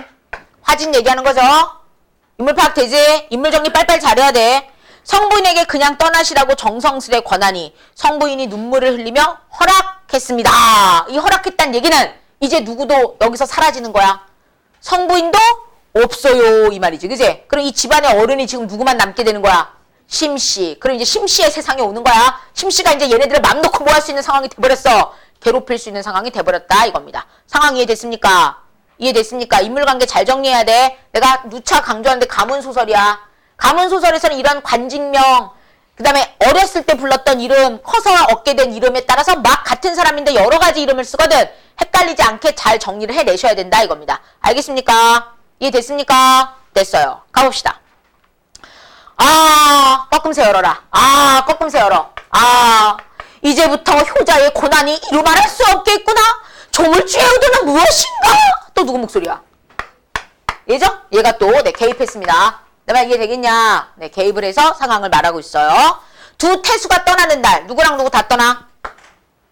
두 태수. 여기 둘 다 떠나는 거지? 맞냐? 얘네가 한직으로 물러났잖아. 뭐 거부하고. 병부원해랑 거부하고. 네, 한직. 태수가 돼서 지방으로 갑니다. 요씨와 화빙선은 윤부인과 남부인의 양손을 잡은 채 눈물을 흘리며 목이 메어 차마 말을 하지 못했다. 윤부인과 남부인은 누구의 부인? 화진. 그러면 요씨와 화빙선은 누구랑 관련이 있을까? 두 태수와 관련이 있겠죠? 그죠? 성부 아니면 누구? 유성양과 관련 있는 부인들. 흘리며 목이 메어 차마 말을 하지 못했다. 성부인이 심씨모자에게 심씨모자 얘네들 화춘 간절하게 타이르고 여러 번 반복하여 부탁을 하니 돌 같은 심장이라도 감동하고 귀신도 눈물을 흘릴 만했다. 과장법이죠. 그 정도로 간곡하게 화진을 잘 대해줄 것을 심씨모자에게 부탁했다 이 말이야. 이해됐죠? 그 다음 성부인 일행이 떠난 이후로 심씨는 등에 있던 가시를 빼버린 듯 후련하여 휘파람을 불면서 그 아들과 모의했다. 성부인 떠나자마자 바로 시작되고 있죠? 여기서 잠깐 등에 있던 가시를 빼버린 것 같대. 그 등에 있던 가시가 심씨 입장에서 누구였을까? 성부인이었던 거지, 그지? 성부인 때문에 자기의 악행을 제대로 했어, 못했어? 못했거든? 근데 이제 없거든. 이제 신난 거지. 그래서 누구 이제 괴롭힐까? 화진 괴롭히겠죠? 네, 어떻게 하나 봅시다. 예전에 정씨는 어질고 아름다워 인심을 얻은 데다가 또 화진처럼 기특한 아들을 낳아서 여기서 잠깐 뭔가 출생의 비밀이 밝혀지나요? 심씨는 화진의 친모가? 아니네. 누가 나왔다 그랬어? 정씨가 나왔잖아. 정씨. 이게 화진의 엄마잖아. 친모가 아니야. 이게 가문소설이잖니? 사대부 집안이잖니? 일부 다처제의 패단들이 막 나오는 거지. 그지? 그럼 아마 화춘은 누가 낳은 아들인 것 같아? 심씨의 아들. 네, 정씨의 아들이 누구였던 거야? 화진. 정씨는 이미 뭐해? 죽었죠. 네, 누구밖에 없다는 거야? 화진. 그지? 성부인이 그나마 보호해주고 있었는데 성부인 없으니까 이제 난리 나겠지. 내가 이해되겠냐? 실현을 당할 조건들이 다 갖춰졌어요. 자, 갑니다. 자, 아름다워 인심을 얻은 데다. 그러니까 정씨도 되게 좋은 여자였다는 얘기죠. 화진처럼 기특한 아들을 낳아서 그 권세가 날로 높아만 갔지. 나리께서는 화진을 장자로 세우려는 뜻마저 두어 집안 하인들까지 우리 모자를 업신여겼다. 여기 화진을 장자로 세우려는 뜻 밑줄거. 그럼 원래 출생 순서대로 보면 누가 더 장자야? 아마도 화춘인 것 같아. 근데 누구를 세우려고 했다는 거야? 화진. 자, 여기서 잠깐. 그럼 서로 뭐가 되려고 했어? 장자가 되려고 하는 나름의 세력 다툼이 있다는 거지. 선생님이 아까 살짝 얘기했는데 가문소설은 어디 소설로 옮겨와도 어디에서 벌어진 일로 봐도 된다 그랬어? 궁안에서 벌어지는 일로 봐도 된다 그랬지. 장자가 뭐랑 똑같아. 세자를 말하는 거 아니야? 그지? 그 권력 싸움이 집안 안에 암투가 있다 이 말이야. 알겠죠? 거기 어디가 있냐? 장자로 세우려는 뜻마저 두어. 화진을 장자로 세우려는 뜻마저 두어에다가 밑줄 그시고요. 가문 안에서의 세력 다툼이라고 써줘. 가문 안에서의 세력 다툼. 집안 하인들까지 우리를 업신여겨. 그런데 진이의 두 아내는, 자, 진이의 두 아내 누구랑 누구? 윤씨와 남씨, 미모랑 덕성이 정씨보다도 빼어나. 지네들 시어머니보다 더 빼어나대. 매우 뭐한 여자들이야? 매우 뛰어나고 훌륭한 여자들이다 이거죠. 또 진이가 높은 벼슬에 오르게 됐어. 무슨 벼슬? 장원급제했으니까. 한림학사. 종족들이 우러러보고, 이때 종족은 뭔데? 가문의 모든 사람들이. 우리 가문 안에서 우러러보고 종놈들까지 꼬여드는 모습이 예전보다 더하구나. 아니 이렇게 높아지지 않아도 이쪽에 사람들이 모였었는데 벼슬했지, 정씨보다 더 훌륭한 아내들을 얻었지. 그러니까 사람들이 더 우러러본다 이 말이죠. 저놈이 한번 서울로 가서 위로는 천자의 총애를 얻고 아래로는 친구들을 동원하여 세력을 얻는다면 용이 구름을 타고 호랑이가 바람을 얻은 것과 같아서, 비유적으로 말했지. 이때 용, 이때 호랑이 누굴 지칭하는 거야? 화진. 그 다음에 구름을 타. 용이 구름 탔고 바람 얻은 건 뭐야? 일이 잘 풀리는 걸 말하는 거죠. 네, 이런 거 같아서 그 세력을 어찌하지 못할 게야. 그러니 이곳에 머물게 해놓고 괴롭히면서 상춘정의 원한을 갚는 것이 좋지 않겠느냐? 어디 못 가게 하겠다는 거야? 서울로 못 가게 하겠다 이거죠. 와, 누구의 생각이 빗나가고 있어? 성태수의 생각이 빗나가고 있지. 성태수는 재수씨 2명 데리고 곧 화진이 여길 뭐 할 거라고 생각했어? 떠나면 이쪽은 시골에 있고 이쪽은 서울에 있으니까 만날 일 없으니까 그럴 일 없다. 어머니 괜찮아요. 가시죠. 이랬잖아. 근데 요 여자 아예 뭐 하게끔 만들겠다는 거야. 서울에 못 가게끔 만들겠다 이 말이야. 여기다 두고 괴롭히겠대. 대단하죠? 와, 어떻게 했나 볼까? 네, 어머님 말씀이 맞습니다. 춘이 대답했어요. 이 춘이 누구야? 나쁜 새끼. 화춘입니다. 그리하여 하루는 화춘이 한림에게 말합니다. 아버지께서 조정에 계실 때 특별히 어려운 일이 없었는데도 너는 아버지께 벼슬에서 물러나시라고 권했다. 그런데 이제 나라의 정치가 나날이 어려워져서 벼슬하는 것이 위태로운데도 너는 오히려 양양자득하여 출세하려고 하는구나. 너 아버지 때 생각해봐. 아버지 때는 편안한 상태였는데도 네가 벼슬 그만두라고 했잖아. 지금은 위기 상황인데 너 왜 벼슬하려고 그래? 하면서 참으로 말은 쉽고 행동은 어려운 게 아니냐라고 하면서 누구를 자극하고 있어?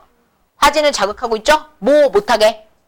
벼슬 못하게 자극하고 있습니다. 한림이 공손하게 대답합니다. 형님이 그리 말씀하시는데 제가 어찌 명심하지 않겠습니까? 형이 말하니까 명심하겠다. 이 말은 뭐를 포기하겠다는 뜻이야? 벼슬, 관직 안 갑니다. 이 말이죠. 한림은 즉시 고을가나를 통해서 고향에 남아 어머니를 모시겠다고 청하는 사직서를 올렸어요. 와우, 대단한 결단이죠. 누구 말 듣고? 화춘의 말을 듣고 관직을 내려놓는, 벼슬을 내려놓는 사직서를 올렸습니다. 천자는 강복한 청을 보고 불쌍히 여겨 1년의 말미를 주었습니다. 1년의 말미. 쉽게 말하면 뭘 줬다는 거야? 휴가 준 거지? 1년 동안은 그럼 우선 있다 와. 이렇게 한 거야. 한림은 이로부터 주구당에 홀로 머물면서 선생님이 니들한테 그런 말 했어. 끝이 무슨 당으로 끝나잖아? 그럼 이거는 사람이 거처하는 거주지에 대한 얘기라고 그랬어. 앞에 주구가 붙었다는 건 그냥 고유명사야. 그지? 주구당 그러면 지금 누가 머무는 곳? 누가 머무는 곳이니? 화진이 머무는 곳입니다. 네, 머무면서 책 있는 것을 낙으로 삼았다. 심씨가 삼각형처, 개양 등을 시켜, 개양도 삼각형처, 유언비어로 선동하여 온갖 욕을 해댔고 사람이 차마 먹을 수 없는 쓴나물과 상한 밥을 주었지만 한림은 태연하게 견뎠다. 대단하죠? 심씨는 또 두 부인에게, 두 부인이 누구야? 윤씨와 남씨죠? 바느질, 배짜기, 수놓기 등 온갖 힘든 일 다 시켰는데 두 부인이 타고난 재주로 심씨의 분부대로 일을 척척해내니 아무리 포악한 심씨라도 꼬투리를 잡기가 뭐했다? 힘들었다. 라고 해서 네, 글을 마무리 짓고 있습니다. 우선 여기까지 우리한테 준 거예요. 자, 이게 가문소설인데 가문 안에서 이루어지고 있는 뭐 암투 이런 것들을 우리에게 보여주고 있습니다. 가문 안에서 나타나는 내적 갈등 이런 상황이죠. 뭐 끝까지 안 나왔지만 결말은 어떻게 될지 뻔히 보이지? 누가 다시 복귀되고 화진이 복귀되고 얘네들 다 다시 원상 복귀되고 얘는 다 뭐 받을까? 벌 받는 네, 그런 이야기가 나올 것이다 라고 예상은 되고 있습니다. 근데 우리에게 주어진 건 누가 지금 괴롭힘 당하는 부분까지 화진과 윤씨, 남씨 부인이 괴롭힘을 당하고 있는 그 부분까지 나왔다라는 겁니다. 이해됐죠? 자, 정리합니다. 그러면 이 소설에서 말하고자 하는 주제는 뭘까? 가문 안에서의 권력 다툼, 내적 갈등, 가문 안에서의 갈등 관계 이걸 보여주고 있습니다. 특히 누구랑 누구의 관계가 좀 불편해? 장자와 첫째 아들과 장자의 권력에 대한 갈등 관계가 조성되어 있다. 이렇게 보시면 돼요.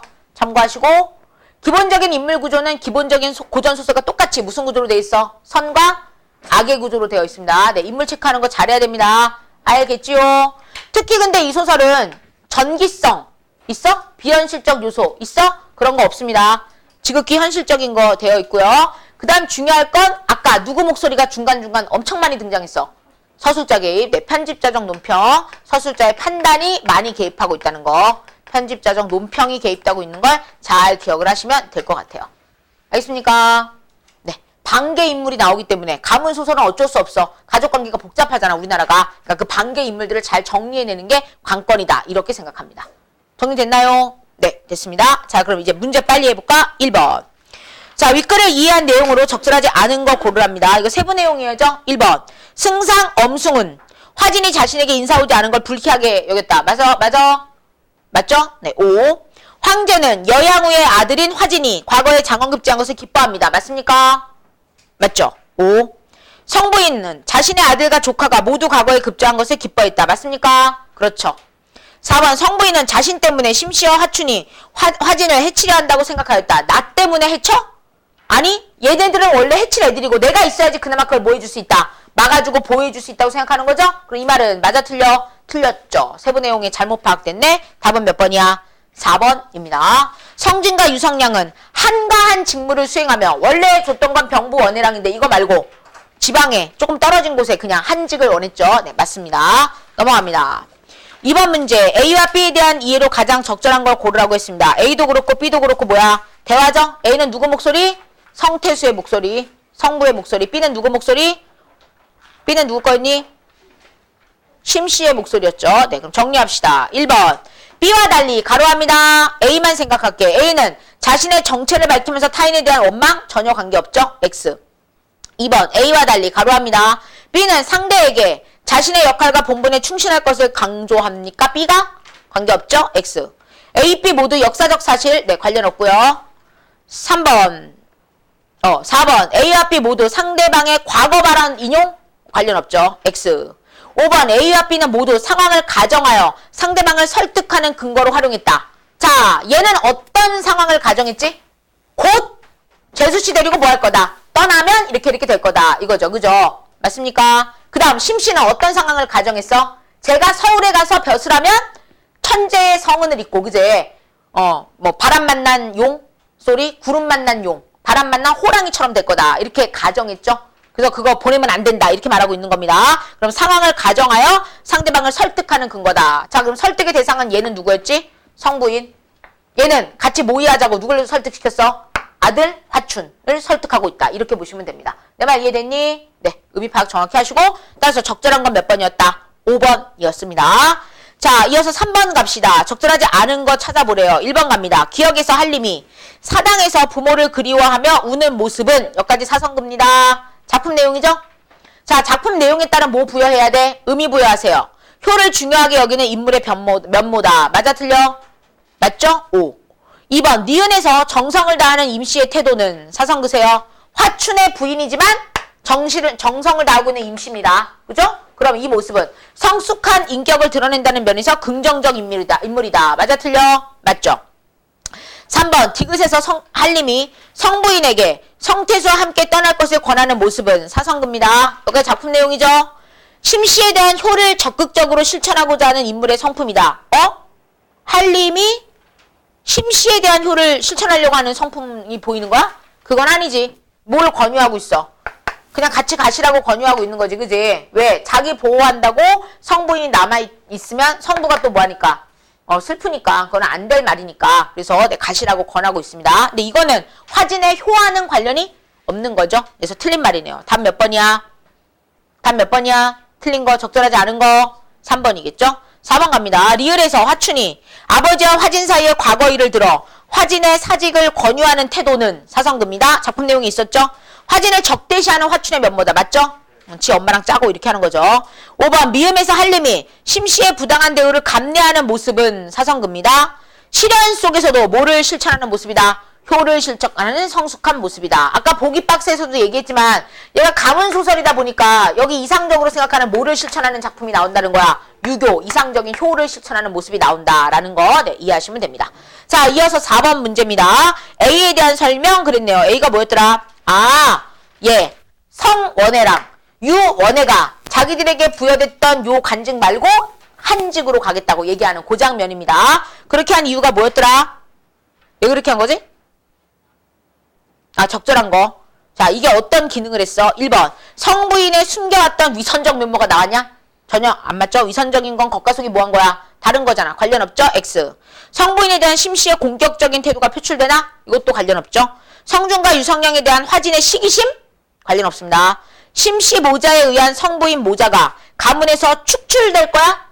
그건 아니죠. 심씨가 화진과 화진의 두 부인에 대해 위해를 가할 수 있는 여건이 조성되는 계기가 된다. 그러지? 얘네 둘 다 성부가 이제 태수로 가게 되니까 성부인을 모시고 가게 되고 그러면서 심씨 세상이 되는 거죠. 그래서 심씨가 누굴 괴롭히게 되는 거야. 눈에 가시가 빠졌으니까 화진을 괴롭히게 되는 그런 상황이 되는 겁니다. 이해됐습니까? 네. 답은 그래서 적절한 거 몇 번이다? 5번으로 이해하시면 됩니다. 알겠나요? 네. 됐습니다. 자, 이렇게 해서 오늘 고전소설 2개 열심히 고고 진행했습니다. 현대소설로 쭉쭉 넘어가 보도록 할게요. 178페이지입니다.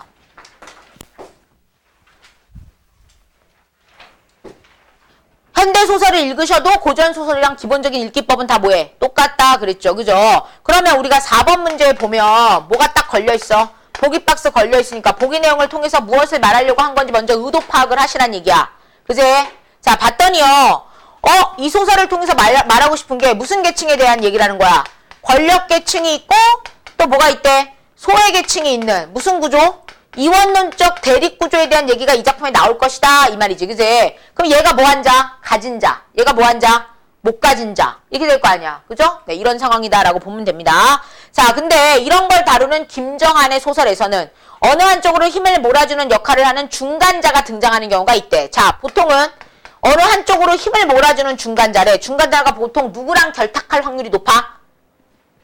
이쪽이랑 결탁을 할 확률이 매우 뭐해? 높죠? 그래서 누구는 더욱더 소외돼. 소외계층은 없는 자들은 더 심하게 얻게 되는 그런 상황입니다. 자, 이때 중간자는 어느 한쪽에 대해 불만을 갖지도 않고 그렇다고 동조하지도 않는 중도자와는 그 성격이 다르다. 중도자라고 하지 않고 그래서 뭐라고 말하겠다는 거야? 중간자. 중간의 입장이지만 한쪽 편을 들어주는 입장이다 이 말이죠. 즉 중간자는 자신의 이해관계에 따라 특정 세력의 이익을 뭐한다? 대변한다. 그래서 이쪽이랑 붙는다 이거 아니야? 이거야. 중도자라고 말하면 안 된다 이거야. 뭐라고 말해야 된다는 거야? 중간자 이렇게 말해야 된다는 거죠. 이에 따라 서사가 특정한 방향으로 귀결되기도 한다. 사하촌에서는 우리가 봐야 되는 소설이죠. 혹시 사하촌이라는 이 제목의 의미를 아십니까? 절사자, 아래하자, 마을촌자. 뭐 아래 있는 마을? 절 아래 마을. 누가 권력층일까? 절이 권력층. 여기가 권력. 마을 사람들이 뭐의 개념이야? 소의 계층, 소작의 개념입니다. 여기가 지주의 개념이고. 근데 웃긴 건 이 절이 지주가 된 거는 절이 땅을 가지고 있다는 거잖아. 그 땅을 누가 헌납했어? 마을 사람들이. 마을 사람들이 스님들한테, 승려들한테 헌납한 거야. 그래서 그 절이 땅 주인이 된 거야. 헌금한 거지, 헌금. 부처님의 공덕을 바라면서 자식들 잘 되라고 할머니랑 할아버지들이 막 갖다 낸 거야. 내 손자를 위해서. 그지? 근데 땅을 갖게 된 절은 그걸 갖고 무슨 행세를 하더라는 거야. 지주 행세를 하더라 이거지. 와, 이래서 더 부조리함이 느껴지지? 갖다 바쳤더니 그거 갖고 돈놀이 해먹는 거랑 똑같은 거 아니야. 내 말 이해되겠냐? 그래서 여기서 은근히 종교에 대한 부패된 종교의 모습도 우리한테 보여주고 있습니다. 종교가 또 뭐랑 결탁했다는 뜻인 거야? 권력이랑. 그렇죠? 네. 이번에 MB 오빠도 한 건 하셨잖아. 무슨 스님이었지? 지광 스님인가? 갖다 뭐 바쳤다며. 그래서 조계종에서 엄격하게 처리하겠다 이런 그 성명서를 냈죠. 그랬대. 그런 일이 있대. 어른들의 세상이 이렇게 구리구리하다 얘들아. 니들이 만들어가는 세상은 그렇지 않길 바란다. 나도 지금 기성세대잖아. 나도 구리구리 할 거 아니야. 너희들은 그렇지 않은 세상을 만들어. 잘 모르겠으면 나한테 전화해. 010-8708-9419. 안 바뀌어. 알았지? 오케이. 자, 가보겠습니다. 그래서 이런 속에서 사하촌에서는 중간자가 소외계층을 핍박해. 권력계층에 결속해. 이는 민중의 삶을 피폐하게 만들고 또 하나 민중들끼리도 뭐 한다는 거야? 민중들끼리도 싸우게 되더라 이 말이야. 갈등이 생기더라 이거. 너무 없으니까 지들끼리 뭐해? 조금만 생겨도 먹으려고 할 거 아니야. 그래서 그런 문제점을 야기하는 제일 나쁜 겐쉐이들이다 이렇게 보고 있는 거야. 내 말 이해되겠습니까? 물론 나쁘지만 얘도 겁나 나빠 이겁니다. 이해됐어요? 됐습니다. 자, 그래서 단순 구조로 보면 이렇게 되는 거죠.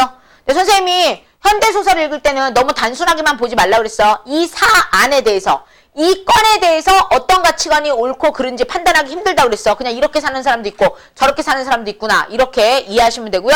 이거는 부조리한 현실을 비판하기 위해서 쓴 작품이니까 어떤 부조리함이 우리 사회에 있는지, 뭐를 해결해야 되는지를 고민해보는 그런 식의 소설이면, 그런 식의 사고를 가지게 되는 소설이면 좋겠다라는 겁니다. 참고로 말하면 사하촌을 쓴 김정한이지.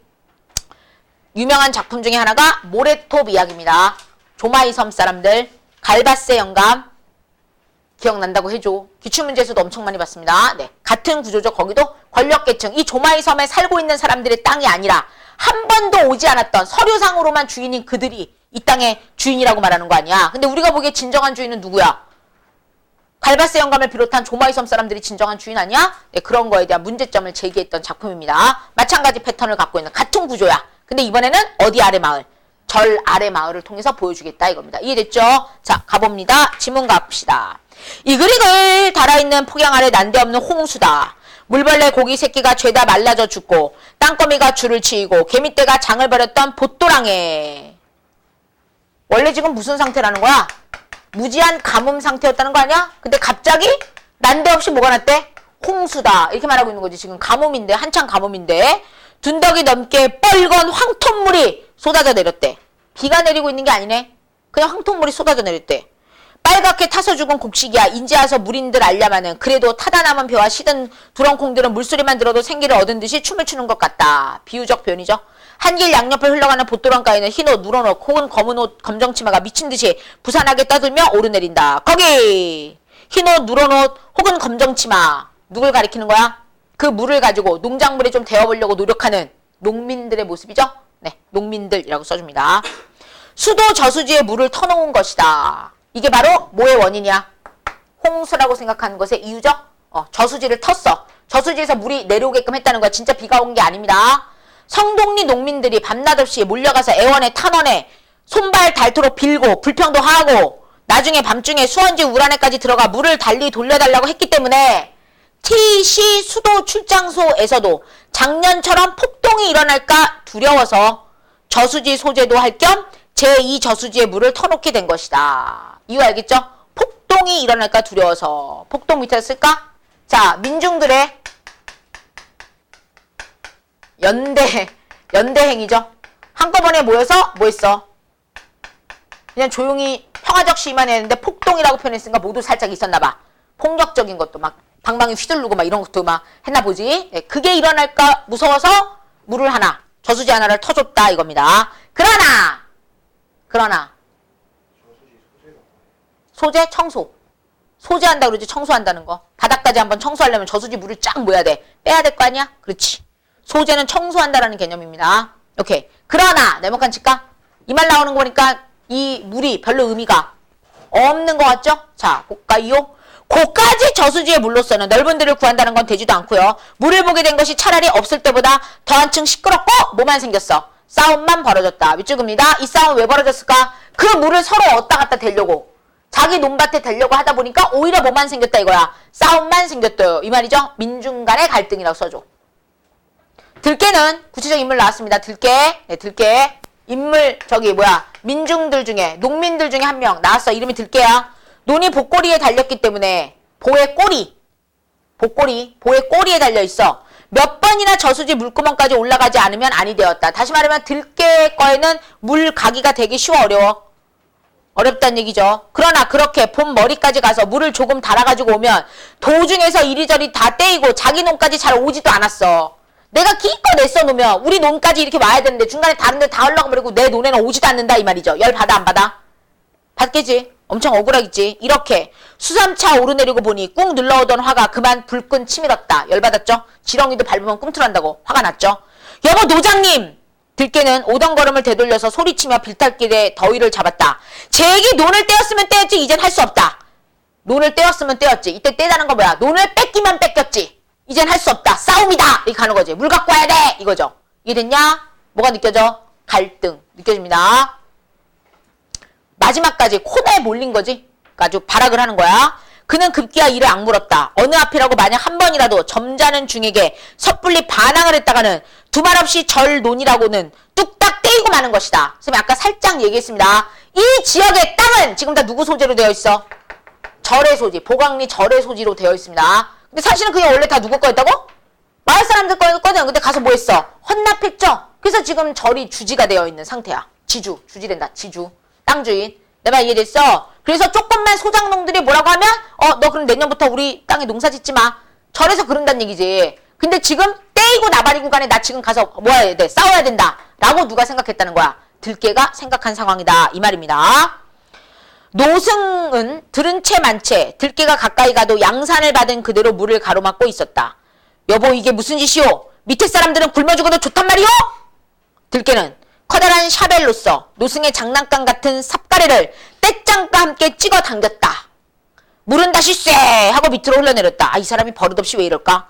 노승은 짐짓 점잖은 체하고 나무라면서도 눈은 시퍼하는 빛과 도끼가 얼씬거린다. 살고 봐야 버릇도 있겠지요. 이 사람이 아주 환장을 했군. 아서라 그렇게 하는 법이 아니다. 노승은 다시 물을 막으려고 들었다. 천만에요. 우리도 살아야겠어요. 물을 좀 가릅시다. 노장님께서 이래서야. 옆에다 쓸까? 그러면 물줄기가 내려오는데 누구네 땅으로 먼저 가? 절 소유 땅에 먼저 가죠. 그 다음에 이제 어디로 내려와? 마을 소유. 여기선 들깨 소장농 소유. 이렇게 되는 거야. 내 말 지금 이해되겠냐?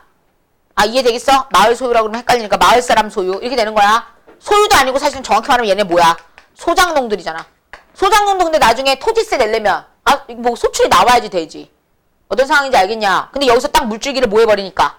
막아버리니까. 지들 논에만 되려고. 밑으로 못 내려오고 있는 네, 그 상황을 표현한 겁니다. 그래서 누가 다시 거기를 텄어. 들깨가 튼 거지. 상황이 됐니? 자, 그럼 뭐 하고 있어? 갈등이죠? 표면적으로는 누구랑 누구의 갈등이야? 노장과 들깨의 갈등인데 겉으로는 표면적으로는 이런데 얘는 절과 마을 사람들 즉 소장농의 갈등이라고 볼 수 있다 이거야. 여기 소장농 여기는 지주, 땅주의 즉 권력계층 여기는 권력이 없는 소외계층 이런 이면적인 주제가 들어가 있는 거다 이 말이야. 이해됐어 안 됐어? 됐죠? 오케이. 그렇게 이해하시면 돼요. 단순히 들깨하고 노장하고 싸우고 있어 이러면 안 돼. 권력자와 권력이 없는 자가 싸우고 있는 거예요. 이걸 이해해야 되는 거야. 소설은 항상 그렇습니다. 문학은 항상 그런 거야. 알겠니? 됐어. 그 다음 갑니다. 아하 이 사람이 아주 환장을 했군. 아서라 그렇게 하는 법이 아니다. 노승은 다시 물을 막으려고 들었다. 천만에요. 우리도 살아야겠어요. 물을 좀 가릅시다. 노장님께서 이래서야. 들깨는 제 손으로 갈랐다. 그리고 몇 걸음 못 가서 또 어떤 논 귀퉁이에서 조그만 애새끼 한 놈이 쏙 나오더니 물을 가로막고는 언덕 밑으로 숨어버린다. 유씨 지새끼 같은 놈. 아까도 말했지만 민중들끼리도 서로 뭐하게 돼? 물 때문에 싸우게 되죠. 갈등이 생긴다 이 말입니다. 들깨는 고란이 울리도록 고함을 내지르며 쫓아가서 그놈의 물고에다 아름이 넘는 돌을 하나 밀어다 붙였다. 저쪽으로 또 물고를 누가 빼간 거 아니야. 거기다 또 돌멩이로 막았어. 길 저편에서도 싸움이 벌어졌다. 갈갈이 낡아 미어진 헌옷에 허리짠만 남은 남방 토인들이 나무 껍데기 치마 같은 몽당치마를 걸친 가동 할멈이 수식어가 너무 많네. 결론적으로 누구야? 할머니지 할머니 가동 할멈 치마만 대충 걸치고 있는 보또랑 한 복판에 펑퍼져 앉아서 목을 놓고 울어댄다. 에구 날 죽여놓고 물 다 가져가오. 그렇게 하면서 울고 있다는 거야. 이 망할 놈의 늙은이 남의 일껏 끌고 온 물만 대고 앉았네. 어디 아가리만 벌리고 앉았지 말고 너도 한번 물이나 끌고 와봐. 이러면서 승질나니까 또 이렇게 얘기를 했다 이 말이죠. 이해되겠냐? 지금 뭐 보여주고 있는 거야? 물 때문에 생긴 민중들끼리도 뭐가 있다는 거야? 갈등 있는 모습을 보여주고 있습니다. 계속 갑니다. 경찰관 주재소의 고자질쟁이 알려져 있는 이시봉이란 젊은 놈이 자 이시봉 새로운 인물 나왔어요. 괭이는 덮을머리를 풀어 헤치고 악을 쓰는 늙은 과부 할멈의 허벅살에 시퍼런 멍울을 남겨놓고 갔다. 뭔 말이야? 할머니를 내려쳤단 얘기지? 물 막지 말라고 엉덩이로 깔고 앉아서 물 막지 말라고 치고 갔다는 거 아니야. 이해됐죠? 이 새끼 나쁜 놈이죠. 이시봉. 고자질쟁이 이시봉. 들깨는 보리대 모자를 부채 삼아 내흔들면서 쥐꼬리만한 물을 달고 내려가다가 철안이란 놈하고 봉구란 놈이 아주 농가운 데서 곰처럼 별로 말도 없이 이리 밀치락 저리 밀치락 싸움을 하고 있는 것을 보았으나 말려볼 생각도 않고 제 논으로만 갔다. 자 누구랑 누구도 싸우고 있다니까. 등치 큰 놈들. 누구랑 누구도. 철안이하고 봉구도 싸우고 있다 이거죠. 계속 반복되고 있어요. 누구들끼리의 분쟁, 누구들끼리의 싸움, 민중들끼리의 싸움이 계속 나오고 있습니다. 말려볼 생각도 않고 갔죠. 그는 을에 똑딱 봉해져 있었다. 아직 들깨 논으로 물 가지도 못했어. 어느 놈이 이렇게 지독하게 막힌 물꼬를 냉큼 터놓고서 막 논두렁 위에 올라 서자니까 자기는 아래로 슬그머니 피해가는 오촌 아저씨가 보인다. 친척지간인데 그 아저씨도 내 물꼬를 막고 자기 물꼬로 대를 물을 끌고 갔다 이 말이죠. 아저씨도 환장이 되었구나 싶었다. 새벽부터 나돌며 날뛰어도 밤맞이기도 채 적시지 못한 것을 돌아보고는 들깨는 그만 낙심이 되어서 논두렁 위에 털썩 주저앉았으나 낙심이 되어서 밑줄 허탈감. 그 쥐꼬리만한 물줄기가 끊어지자 그는 다시금 그곳을 떠났다. 다시 물줄기 뭐 하려고? 끌고 오려고. 또 어서 막은 거야! 그러면서 또 가는 거죠. 철야랑 봉구란 놈은 아직도 싸우고 있었다. 이놈의 자식이 사람을 아주 나쁘고서 봉구란 놈이 번니를 내물고서 이를 앙쓴다. 글쎄 정말 이걸 못 넣겠니? 철안이라는 놈도 제비손을 넣으려고 애를 써도 워낙 떡심 센 놈이 돼서 봉구는 달싹도 않고 대래 철안이라는 놈의 턱 밑을 쥐고 자꾸 밀기만 했다. 둘이 밀치면서 몸싸움하는 거죠. 그러는 놈들이 들깨가 한번 소리를 치자 서로 잡았던 손을 흐지부지 놓고서 논두렁 위로 올라왔다. 예끼 신기한 녀석들 물도 없애놓고 무슨 물싸움들이야. 분풀이 할 것이 그렇게 없다냐? 들깨의 이 말에 그들은 쥐꼬리만한 본물조차 끊어지고만 빈 도랑만 내려둘 뿐이었다. 그렇지. 물 없이 지들끼리 그냥 뭐하고 있었던 거야. 물도 없는데 지들 둘이 뭐하고 있었던 거야? 싸우고 있었다. 이미 앞에서 다 막아갔는데. 내 말 이해되겠냐? 이 장면 왜 보여준 거야? 사실 에피소드가 하나로 다 뭉쳐 있습니다. 이 마을에 뭐 때문에 지금 난리 났다야. 물 때문에 난리 났다. 지주랑 소장농의 갈등도 있고 또 소장농들, 농민들 사이에서의 모두 지금 있어. 내분 갈등도 있더라 이 말입니다. 뭐 때문에? 물 때문에. 자 이런 상황이 된 거예요. 자 중략됐습니다. 이유 갑시다. 마침내 군청에서 주사나라까지 출장을 나와서 소위 가뭄으로 인한 피해 상태의 실지 조사를 하고 가더니 달포가 지나도록 소식이 없고요. 밑줄 긋습니다. 이 말은 행정구역에서 나왔으면 일이 다 해결돼? 그러지 않죠? 행정기관에서도 뭘 가지고 있다는 거야? 부정부패하다라는 걸 알려주고 있는 자료예요. 정리해라. 행정기관의 부정부패야. 동네 안에서는 다만 굶주림과 불안만이 떠돌 뿐이었다. 그래도 보강사 아까 얘기했던 뭐야? 사로 끝났네. 절이죠? 이 절이 무슨 역할 한다고? 지주 역할을 해. 권력. 갑자기 간평을 나왔어. 자, 보강사에서 왜 간평을 나와? 지주니까 내 땅들을 잘 지금 농사 짓고 있는지 평을 하는 거야. 그리고 거기에 맞게끔 뭐를 부여해? 세를 부여하는 거지. 빌린 세를. 내 말 이해되겠죠? 고자쟁이 20옹. 본사 법무원에서 도합 4사람이 나왔다. 간평, 소장료. 농민들에게는 이 말이 무엇보다 무섭고 또 분했다. 왜? 그러나 그날 전론 소작인으로서는 물론 하나도 출타를 않고 기다렸다. 농사조합의 평의원이 되어 있는 진수도 그날은 면소위를 제쳐놓고 중두를 맞이하였다. 왜? 좋은 결과가 나오게끔 하려고. 그래서 다 기다리고 있었다 이거야. 그래서 진수의 집 사랑에는 일찍부터 술상이 벌어졌다. 이 술상이 벌어지는 이유는 뭘까? 나름 접대하는 거예요. 접대. 우리 논에 대해서 잘 이번에 상황을 좀 잘 파악해서 너무 과도한 세금 내지 않게끔 해달라고 접대하는 겁니다. 미리 마련해 두었던 밀주가 뭐야? 몰래 담가놓은 술. 밀주와 술안주가 이내 모자랐던지 머슴놈이 보강리 상점으로 종정걸음을 치고 쇠고기 굽는 냄새가 흐뭇이 새어나오는 통에 대문 밖에 죄인처럼 쭈그리고 앉아있는 소작인들은 괜히 헛침만 꿀꺽꿀꺽 삼켰다. 맛있는 냄새 나니까. 자긴들은 소작인들이죠. 간평원들의 미움이나 받을까 저어했음인지 저어가 뭐야? 두려워하다 이 말이야. 두려워했음인지 차례로 안으로 들어가서는 어서 오시느라고 수고했다고 공손히 수인사를 하고 나왔고 고서방은 지난 여름 당한 일을 생각하면 이가 절로 가렸지만 그래도 시봉의 앞에 무릎을 꿇지 않을 수가 없었다. 요 문장 밑줄 그을래? 고서방이라는 인물이 상징하는 게 뭘까? 고서방이 상징하는 인물 민중 소외계층 약자 그지? 근데 시봉 앞에 무릎을 꿇을 수밖에 없었대. 시봉은 누굴까? 이쪽. 내 말 알겠니? 힘 있는 애들. 이걸 보여주는 거야. 네, 상황이 쉽지 않다는 거죠. 치삼노인도 듣는 사람의 가슴까지 걸릴 기침소리를 연거푸 뽑으면서 기다란 지팡이를 끌고 대문 안으로 들어갔다. 치삼노인은 또 어느 라인일까? 당연히 이쪽이겠지. 자식 같은 사람들 앞에 절을 하고서는 왜 자식 같은 사람들 앞에 절을 왜 해? 그쪽이 뭘 가지고 있으니까? 힘을 가지고 있으니까. 내 말 이해됐죠? 그러지 말라던 아들의 말을 듣지 않고서 그의 자기 집 농사 사정을 여쭈어 보려고 했다. 여보 노인 그런 소리는 할 필요 없소. 매미를 갈았으면 매미를 간 새만 내면 되지 않겠소? 이시봉은 거만스런 반말로써 사정없이 쏘았다. 치삼노임은 다시 말해볼 여지가 없었다. 한번 사정을 해봤는데 먹혀들지 않더라 이 말이죠. 여보 그런 말은 이런 데서 하는 법이 아니오. 괜히 남 술맛 떨어지게.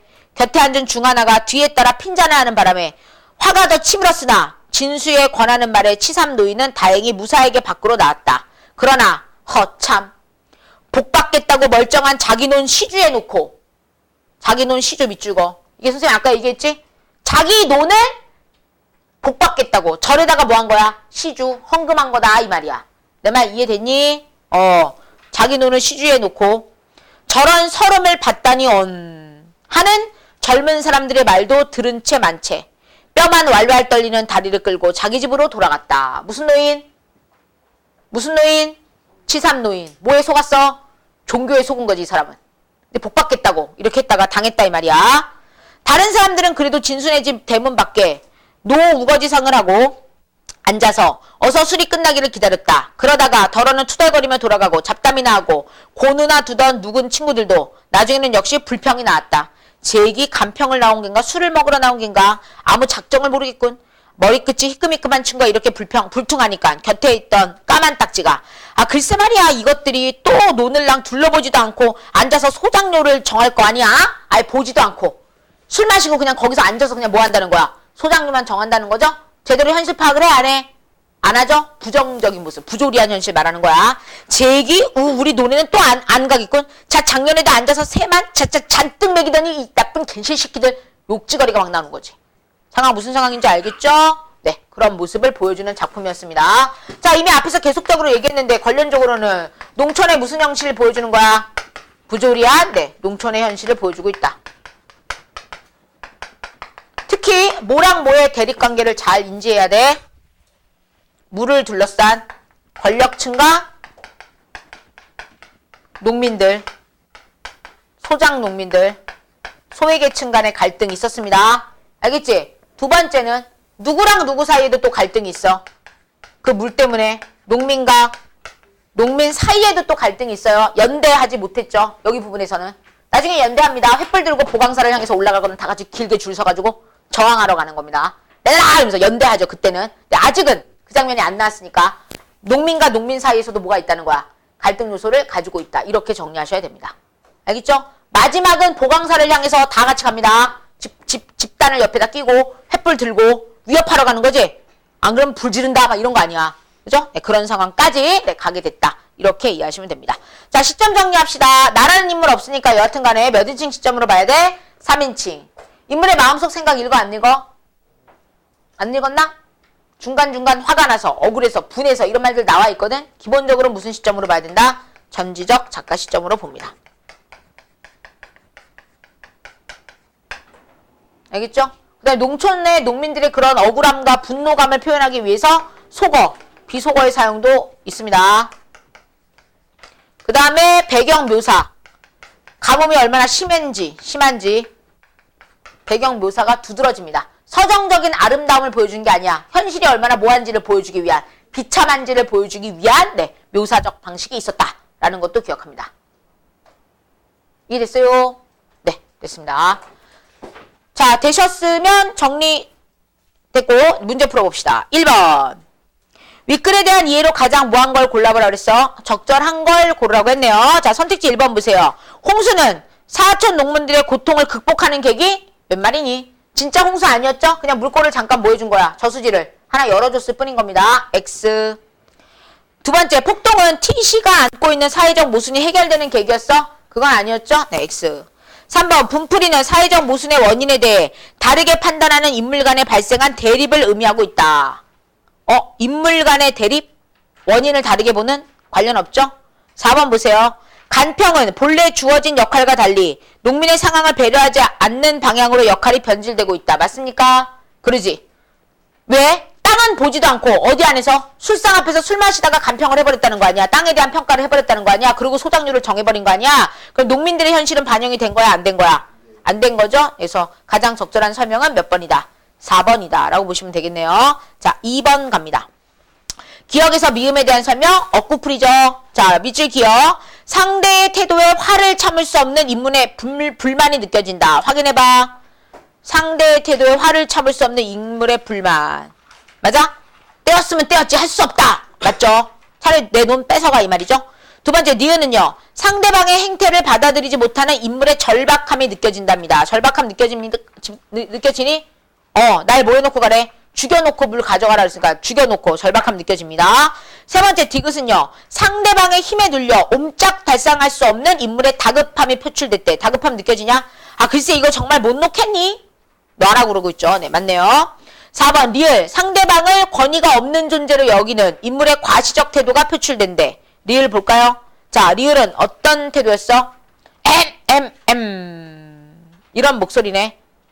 이거는 과시적 태도야? 아니잖아. 가슴에까지 걸릴 기침소리가 연거푸 나온다. 이렇게 말했는데 과시적인 거 아니죠? 오히려 뭐야? 병약하고 나약한 그런 모습을 보여주고 있죠. 관련 없네요. 틀린 거 몇 번이야? 4번으로 네, 이해하시면 되네요. 자, 3번 갑시다. A에 대한 반응으로 가장 적절한 것을 찾으라 그랬어. A가 어디였냐? 앞에 노장과 누구의 대사, 들깨가 주고받은 노승과 들깨의 대사였죠? 자, 그 대사의 의미를 한번 파악해보자 라는 겁니다. 1번 보세요. 공동체가 극단적 대결로 치닫는 현실을 방관한다는 게 뭐야? 신경 쓰지 않는다라는 거지. 네, 이거는 아예 관련 없죠? X. 2번 들깨의 비상식적인 행동과 노승의 상식적 행동이 대비돼? 전혀 관련 없습니다. 네, X. 지금 물싸움을 서로 하고 있는 상황이죠. 3번 노승과 들깨의 연륜을 대비시켰다. 경험이 합리적 삭의 원천이다. 이것도 관련 없죠. 4번 점잖게 상대를 나무라면서 자신의 이익만 신경 쓰는 가장된 모습에서 노승의 위선이다. 맞아? 맞지? 왜 노승 그러면 종교인이니까 사람들한테 베풀 줄도 알고 포용적인 것도 있고 나눌 줄도 알아야 되는데 이 사람은 온전히 뭐만 추구해? 자기 것만. 그렇죠? 그래서 위선적이다라는 표현 쓴 겁니다. 맞네요. 답 몇 번이야? 4번으로 네, 이해하시면 됩니다. 자, 이제 4번 문제 갑니다. 보기 바탕으로 윗글을 이해하라 그랬습니다. 자, 선택지 1번 볼까요? 노승과 들깨의 다툼은 사성급니다. 노승은 승려니까 어디야? 보방사. 절에서 온 사람이죠? 뭘 가지고 있어? 권력계층. 반면에 들깨는 농민이니까 뭐로 봐야 돼? 소외계층. 선생님이 겉만 보면 안 된다고 그랬어요. 속에 들어가 있는 이면적인 갈등이라든지 이면적인 이유를 알아야 된다고 했습니다. 그래서 권력과 소외계층의 갈등을 보여주는 거다. 맞아 틀려? 맞죠? 두 번째, 이시봉으로 인해 늙은 과부 할멈에게 남겨진 시퍼런 멍울은 치고 갔죠? 핍박받은 소외계층의 현실을 보여준다. 맞아 틀려? 맞죠? 3번, 천황과 봉구가 물싸움을 벌이고 있습니다. 이것은 소외계층의 기대가 충족되지 못하는 상황에서 소외계층 내부 갈등이다. 맞아 틀려? 맞죠? 고자쟁이 역할하는 이시봉의 행위는 권력계층의 이익 대변하고 그들의 세력을 더 확장시켜주는 중도자 아니라 뭐라 그랬어? 중간자다. 맞죠? 5번, 치삼노인이 진수의 권하는 말을 받아들이는 것은 이해관계에서 벗어나 대립되는 세력의 어느 쪽에도 불만을 갖지 않는 중도자가 된 거야? 치삼노인이 여기서 보면 제일 병신짓한 거지. 왜? 자기 땅을 갖다 뭐 했어? 다치고 뭐가 됐어? 소작이 됐죠? 그래서 이 억울한 상황을 더 겪고 있다라고 말할 수 있는 거잖아. 그래서 네, 이런 중도자가 됐다는 말은 성립이 돼? 안 돼? 안 됩니다. X. 틀린 거 몇 번이야? 4번. 아니, 5번으로 네, 이해하시면 됩니다. 되겠습니까? 자, 이렇게 해서 1차적으로 몇 단원까지 현대소설 3강까지 먼저 했습니다. 그럼 다음 주 문학 시간에는 먼저 뭐부터 시작한다? 현대소설 4, 5, 6강을 먼저 마무리하겠습니다. 괜찮겠니? 소설 3개 하면은 괜찮을까? 현대소설로만 3개 괜찮을까? 도전을 해보도록 하자고. 그래서 현대소설 3개에서 6강까지 끝내고 그 다음 주가 되면 어디로 간다? 극, 갈래, 복합, 수필로 네, 넘어가도록 하겠습니다. 오늘 여기까지 하겠습니다.